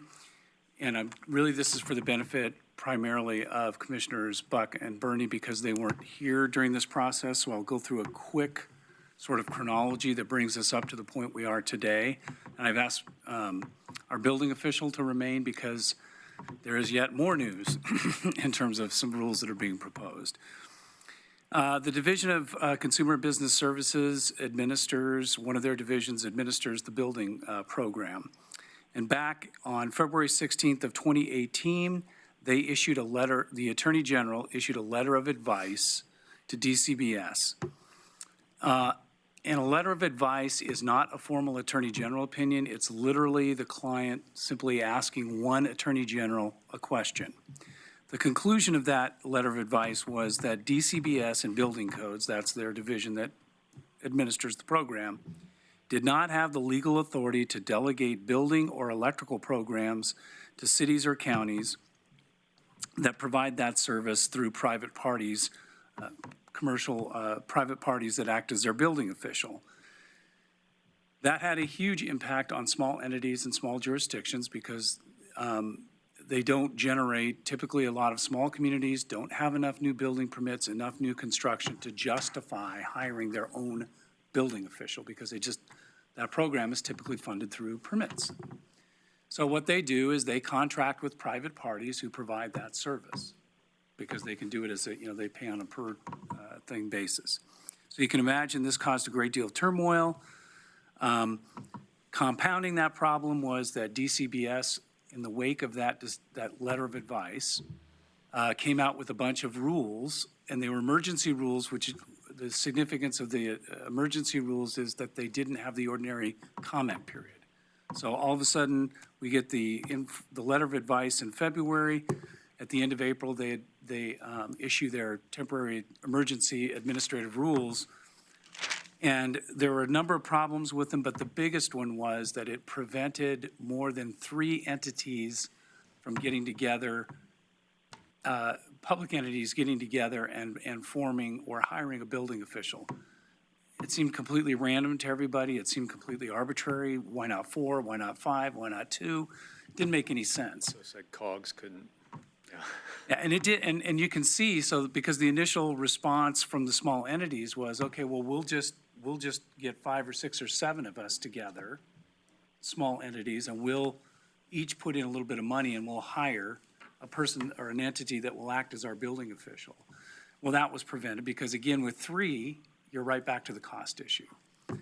So It caused quite a political storm. And in response, DCBS went to the Attorney General and said, okay, we're going to request a formal Attorney General opinion on this question. That was in June of 18. The significance of a formal Attorney General opinion is, first of all, it's not binding. It's not like a court decision. But the difference is more internal. When a letter of advice is issued, it's literally what I said. I mean, one client can go to one person in the AG's office, and that one lawyer, writes a letter of advice. A formal Attorney General opinion is much more formal. So the opinion gets written, it gets vetted all the way through the division that generates it. Then it goes across, we used to say across the street, it goes to the front office where it's vetted by the Deputy Attorney General and ultimately signed off by the Attorney General. So that happened. We finally got the formal Attorney General opinion in March of 19. They concluded slightly, it reached a different conclusion than the letter of advice. It basically said, you can do this, you can delegate, that's the sort of lawyerly word, you can delegate these responsibilities to private parties, but there has to be certain precautions taken. And generally speaking, those are, there has to be a place where the dissatisfied or someone who is unhappy with the decision of the building official can appeal and have a neutral hearing and those sorts of things. And then in the meantime, during the regular session, there was a bill, House Bill 2420, which was intended to sort of deal with some of the gaps that the Attorney General's opinion identified that would make this process legal for these smaller entities to delegate it out to private parties. And it just died in committee. It didn't make it out. It didn't come out in the session. And then in October, I forwarded you a letter that was sent to Commissioner Sorensen as the chair of the board, where DCBS indicated that they would be reaching out and contacting and asking for input from small jurisdictions as they go forward and formulate their new rules and their new effort to implement their building codes.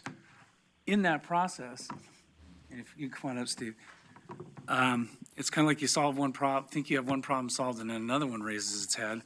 I was talking to Mr. McGuire. Steve is our building official here in Lane County, and he advised me of something that I was unaware of, which is that it's not just coming up with rules to perhaps deal with this issue that was raised back when in the initial letter of advice, but now they're backing off from a regulation that they've traditionally done in the past. So if you could just tell the board what some of these proposals are. Okay, so sorry I'm not prepared, but what's happening is for the past 50 years, BCD has been regulating issues such as retaining walls, road accesses, bridges, and non-occupied structures, cell towers, antennas, a various number of things. All of a sudden, BCD is taking a look at that, and they're reading the ORS 455.20 to be that their only authority is to take a look at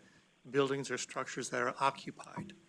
And it really has to do with, I'd think, the Oxford comma in the last part of the sentence, and which wasn't 50 years ago a predominant thing to do or formal.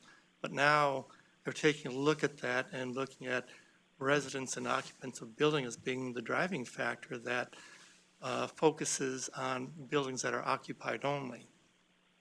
And so trying to take a look at that, there's a number of things that really affects the life and health safety of the residents in the community, such as driveway access to their home. How can emergency vehicles cross a bridge if the bridge isn't permitted or inspected? And so recently had a situation where a bridge was not in good repair and the banks were not loaning on that building because they didn't have access.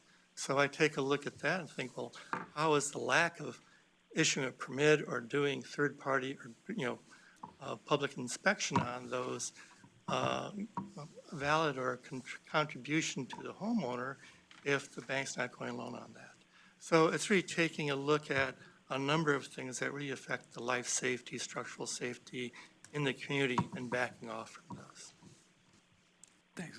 And I'm going to follow up and see if I can figure out from a DOJ where that's coming from, or from DCBS. I don't know if they asked for another, if they got another letter of advice that told them that this is what the statute now means, but it's just one more issue. And the reason I wanted to update you, because I believe this is going to come back, and you may hear, especially the folks that are in the rural districts, you might start getting contacts from your communities, because we're sort of back to the same sort of place we were. We thought we were in a good place, because when I saw that letter initially, I thought, okay, this is good. They're going to sit down they want the stakeholders to have input to make sure that this works. And now it seems like we have one step forward, two steps back. There are some other things that are happening as well. The Oregon Building Official Association has gotten together, and they're trying to make an united effort to try to put these regulations back in. But it's being done at the local jurisdiction. They can be implemented through local ordinance and local code, and it kind of gets to a point where each jurisdiction can then take their own path on what their requirements are and how to administer those sections that would pertain to non-occupied structures, which deviates from the intent of having a uniform building code throughout the state, which I think is interesting. You end up with 36 different codes. We could call it the not-so-uniform building code. More than correct. Not 36, so uniform. because municipalities have their own permitting, so you're talking about over 200 building codes in the state. 250 building codes. Yes, we could do that. I think that was the problem back in the 70s when we were taking a look at having a uniform code throughout the state. The other aspect that I'm curious about is, one, if ISO Insurance is taking a look at giving good ratings to communities that use the IBC, International Building Code, International Residential Code as a model. Now we're starting to deviate that by not having the same exceptions. Will that lower our insurance rating and increase insurance for people in our community? I don't know about that, but it does have that potential. Okay, any questions, comments from commissioners? Commissioner Bozievich? Just seems a little bit, as an engineer, a little bit insane, and as we think about, you have building code about protecting life safety. That's really the only reason you have it. You're trying to protect the public. And it's a public health issue. And as I think about, we've had a fatality in Florence over a landslide, but we're not going to look at retaining walls. It's just mind-boggling to me to not think of something like a water reservoir tank, storage tank, not being something that you want to have built to code and reviewed. So I shake my head of that interpretation. You have to really stretch yourself to get there from the statute language. And it was kind of like the same thing about the delegation of authority, the stretch that was made there. So I don't know what's going on up there between the AG and DCBS, but we've got to fix it. And for the two new commissioners, if you would like, I can send you copies of the letter of advice and the formal, you should have the formal Attorney General opinion, but the letter of advice came on before you were elected. So I guess I do have one question. Now that that's been issued, can somebody come in and we ask for a permit for a retaining wall and they go, we don't have to get one, the state says we don't? What we're looking at is improving Chapter 11 of the Lane Code. The code doesn't really take effect until January 1. We are currently in a transition period between the 2014 building code and the 2019 building code. And so we have until January to work with what we have. Currently, our lane code speaks to buildings and structures without the caveat that it's for the benefit of residents and occupants of structures. So So I think we have a path to get there, but we really need to take a look at updating our Chapter 11 of the Lane Code. Okay. Any other questions or comments regarding the county council's announcements? Nope. All right. Well, thank you very much. Appreciate you making these announcements and responding to the responses. Okay, I think we should probably move to county administration announcements, item 9B. Okay, thank you, Mr. Chair. A couple updates, and the commissioners asked for an update on winter strategies, so I'll just share a few comments. First of all, I did have a chance to connect with Mr. McAllister after his comment. The agreement with St. Vincent de Paul for the Egan Warming Center begins November 1st, so the issue that you're hearing is the temperatures dropping the next few days before that contract actually takes effect. I have been in communication with our Health and Human Service Department Director as well as the City of Eugene City Manager about the potential of opening another facility in advance of November 1st for Egan.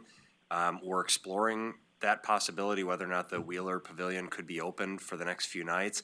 Frankly, the issue is less about the facility and more about the staffing. And St. Vincent de Paul is the one that we have an agreement with that provides the staffing and the volunteers there. And so it likely would be feasible for the county to identify a facility to open, but the issue really is St. Vincent de Paul's ability to provide the staffing necessary to operate the next few nights. It's my understanding, based on preliminary conversations that have been had with St. Vincent de Paul, that they're not prepared and not able to do that staffing the next few nights. It is important to note that the mission has adjusted its requirements and is allowing anybody to stay at the mission the next few nights when there are freezing temperatures and Egan is not open. And so that is an option for folks. And I also want to just provide, again, I think I've reported this to the board, but just in this year alone, we're funding an additional $1.6 million between the City of Eugene and Lane County. Additional $1.6 million for dusk to dawn beds operated by St. Vincent de Paul on Highway 99 for approximately 200 beds available this year. We're participating in the Egan warming, the winter Egan services that are beginning in November. That includes allowing for county facilities to be utilized as well as funding through the Human Service Commission.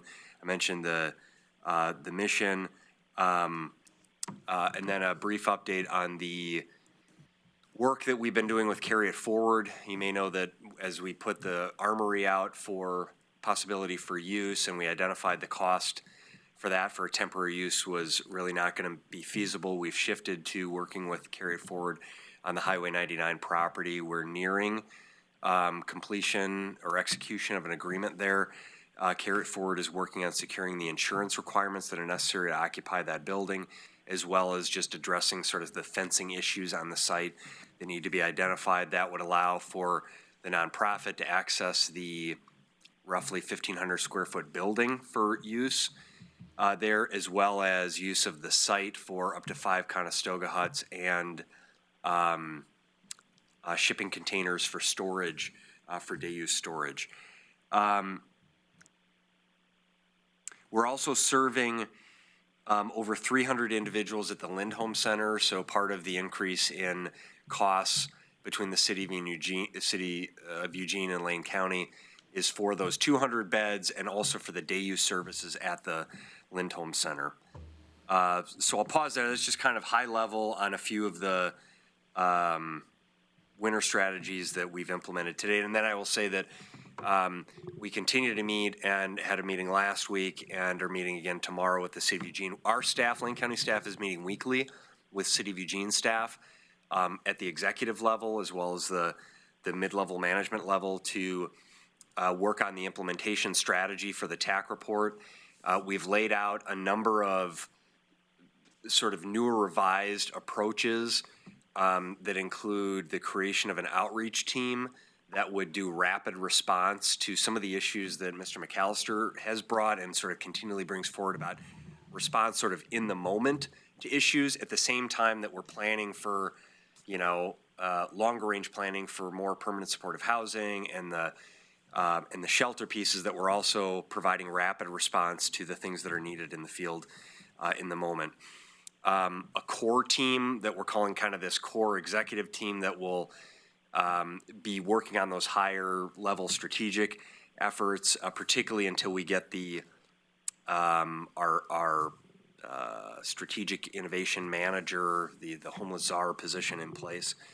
And there's another piece I was going to mention that just, and then the emergency shelter was the other one that has come up. And I've shared with the board that Lane County and Homes for Good is really taking the lead on the permanent supportive housing pieces, and the City of Eugene, because they've identified funding for an emergency shelter, is taking the lead on that. I believe that they're working on identifying a point person to lead that effort. That would be an internal staff person to take that on. They're working on identifying locations. I think they've narrowed the scope to a couple of options for the location of that, and then executing an agreement for the construction of a facility. They've talked about these sprung structures that are more flexible units that can allow for more beds or fewer beds to be accommodated, and it's I think a less costly option and is able to be installed in a quicker time frame. Then there will need to be an RFP that will go out for the emergency shelter for staffing of that operation and funding, because we have not identified funding for the actual operations of the emergency shelter. That's going to have to be a conversation that we have as well. So all these things are in place and efforts going on. And I'll pause there and see if there are questions on and then I just have one quick update on elections. Okay, any questions for the administrator? Commissioner Buck. On the last item that you mentioned for the city, who's taking the lead on a mass shelter of some sort, is there any timeline that that's occurring? I have a huge sense of urgency that needs to be happening very soon, but it sounds like from your stages that are being worked on now, that is very preliminary stages, and I'm concerned that that's not going to occur for this winter. Yes, and what I would say is my understanding, based on the TAC implementation plan that was approved by the City Council and the Board of Commissioners, I don't know that it was ever intended from a time frame standpoint for the shelter to open for this winter. Part of the reason that we've increased the number of dusk to dawn beds is to accommodate for the fact that at some point we shouldn't need, based on the TAC report, once we build the permanent supportive housing and we have a low barrier public shelter, we should not need the 200 beds of dusk to dawn. So the St. Vincent de Paul shelter solution that's in place with 200 beds today is really serving as sort of the de facto low barrier public shelter until we have that up and running.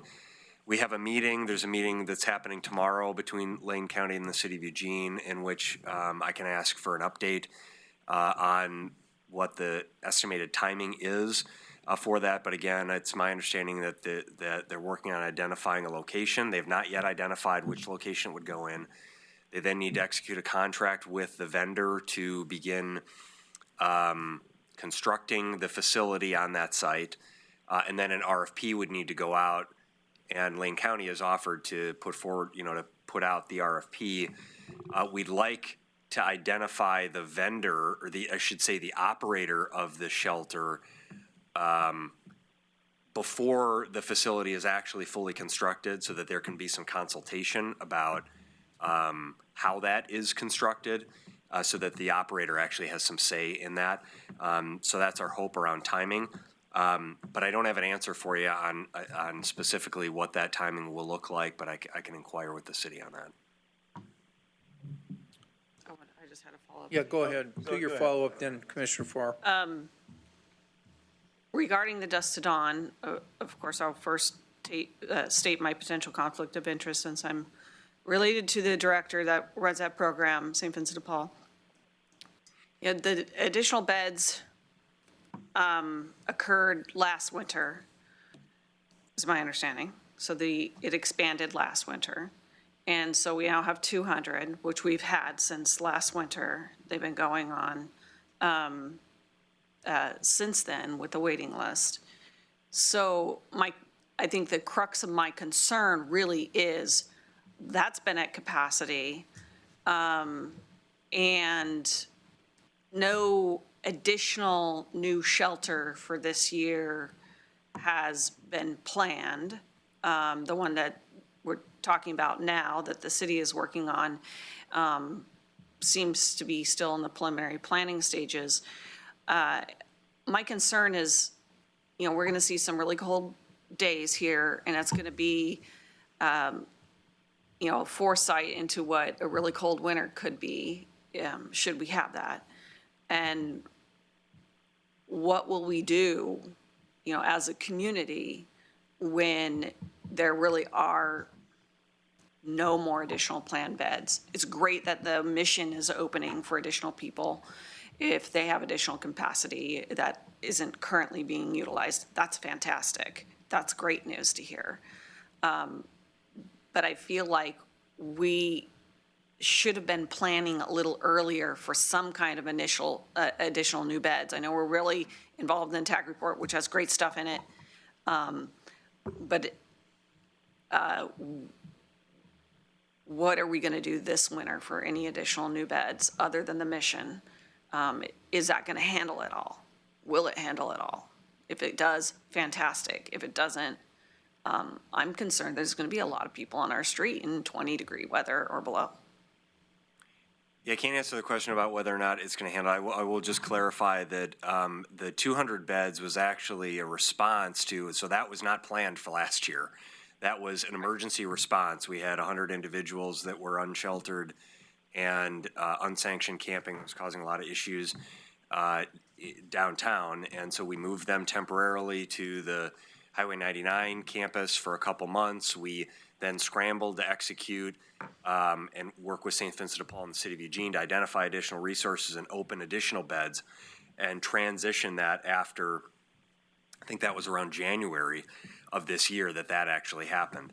As we went through the budget process this year, both the city and county's budget process, we were very clear about the funding, the additional funding that was put in to accomplish the TAC report's recommendations in this sort of three-phased approach. And so we called out the additional winter strategies funding, the funding that the city had put forward for the shelter and sort of the planning and timeline on that. But the idea was that we would have this additional funding for these additional 200 beds that met the need last year, that we would continue that until we were able to open an emergency shelter.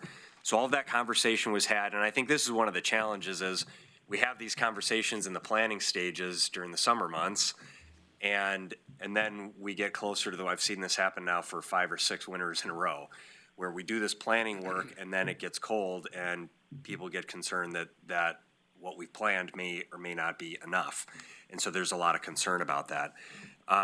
So I think, my sense is that everyone is doing the best that they can do with the resources that we have available, and we continue to pour more and more resources in and partner with more and more agencies. We do have the Egan Warming Center funding and facilities from the county that are going into that. So Egan will open for any nights that it is below freezing as of November 1.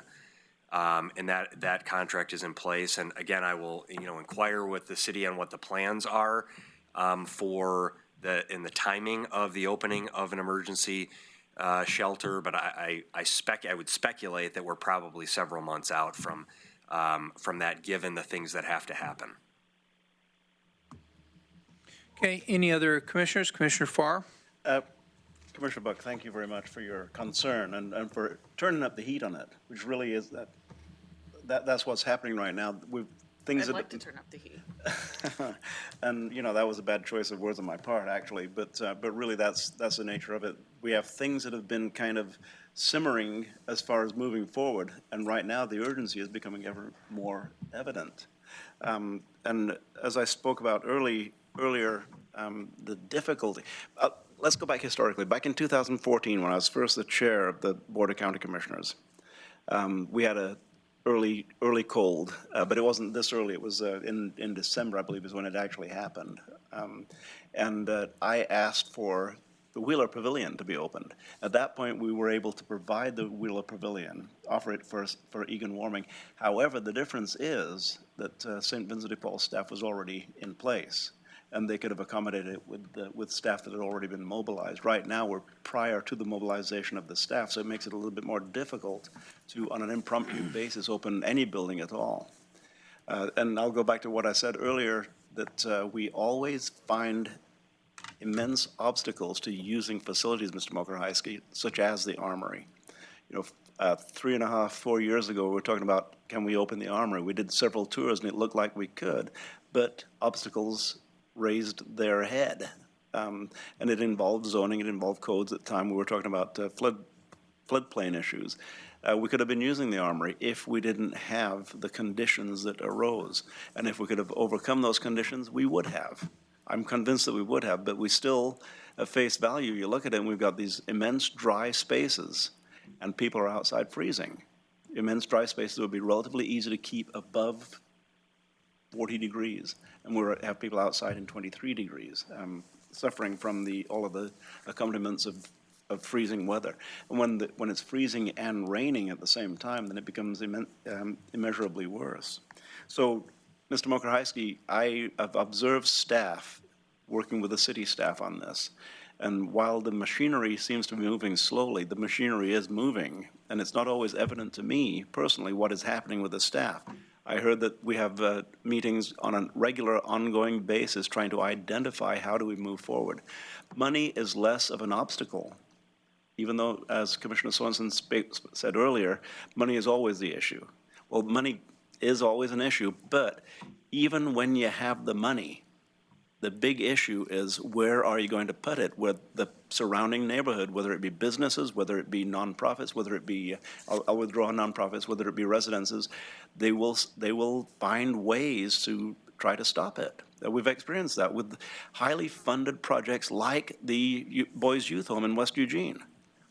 Even a highly funded low barrier shelter receives obstacles from the neighborhoods. So when you're looking at a highly funded high barrier shelter, so when we're looking at low barrier shelters that are operating maybe on more of a shoestring, and also working with more people who are less predictable than 11 high school boys who are in 24-hour supervision, how do we find the places? Well, that's the discussion that we need to really elevate. How do we convince neighborhoods that we can make this work in their neighborhood?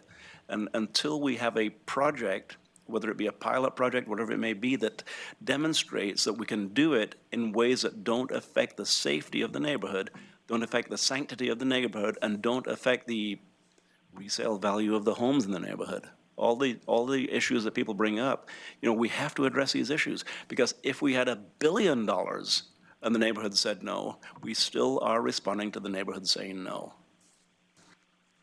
I'll just add one additional comment, Mr. Harris. So, location property is absolutely, a consideration. Funding is a consideration, and staffing is a consideration. So it's important to remember that as we talk about facility use, and we've seen this with, some facilities can be used, some can't. If, when we're going to start talking about sheltering people in our facilities or in a facility, the facility has to be equipped to be able to handle that, and we have to have operational staffing to manage all of that. And so that's the pieces as we talk about an emergency shelter, it's both the location, the funding and construction of the facility, and then it's the staffing and operations that all have to be addressed. And a follow-up, Mr. Chair. My point is that even if you have the staffing, as St. Vincent de Paul did with the Boys Home, even if you have the money, even if you have the land, the people come out and say no. And it's going to happen, whatever we do, until we can find the words ahead of time to allow people to understand that we're going to be able to provide safety, we're going to be able to provide sanctity, and we're not going to decrease our house values. Until we can answer those questions, people are going to continue to say no, no matter if you have an army of staff and if you have all the money in the world in your pocket, if the neighbors say no, it's an insurmountable obstacle that's been demonstrated. Okay, any other questions for the administrator on his announcements? Do you have any other announcements? Well, I do. I just wanted to follow Commissioner Bozovich if he did, that's all. No, I'm fine. Okay. If I may, Mr. Chair? Go ahead. I'm just going to get this out, and I want you all to forgive me because I have absolute confidence in our administrator and his staff. I've now gone down enough paths to know that we are in really, really good hands. But I feel very strongly that we need to minimize scrambling and start planning in advance so we are not in this position again. If I believe some of the reason why people are losing faith in government is because it's hard to negotiate these kinds of conversations when you're in the freezing rain and have nowhere to go. So my tangible recommendation is we start planning earlier, building into the budget, the next budget we approve, anticipate the worst, look at what the resource realities are, and plan for that as much as possible while we hope for the best. My personal opinion is TAC report or no TAC report. I have a hard time as someone that likes getting my hands dirty, and I've learned what my lane is as a commissioner, and I understand it is policy that I still, as a guy from my business, I don't want to keep hearing why we cannot do something. I want to start hearing how we can. I appreciate and respect there are always obstacles, but those obstacles can be overcome with the right amount of political will. That's the only statement I want to make, because when I heard, I believe it was Commissioner Farr say that we have immense amounts of dry spaces while people are freezing out there, I cannot negotiate those two statements. It just doesn't make sense to me. I have requested at board meetings, this will be my third time, asking if there's been an inventory working with private leasing companies of warehouses or other facilities not already designated to provide emergency shelter. I still have not heard a response to that. So forgive the venting. This is as a commissioner who is absolutely supportive and aware of all the increased commitments this board and this staff have made to resolving the issue. My jaws dropped when I saw how fast Mr. Mokrahysky with partners put up the 200 beds last winter at Highway 99. I think we all agree that was scrambling too. And I think you sense the feeling here. Thank you very much. Thanks very much. So are there any other questions for Mr. Mokrahysky under his announcements? Just thank you, Mr. Mokrahysky. Yep, thank you.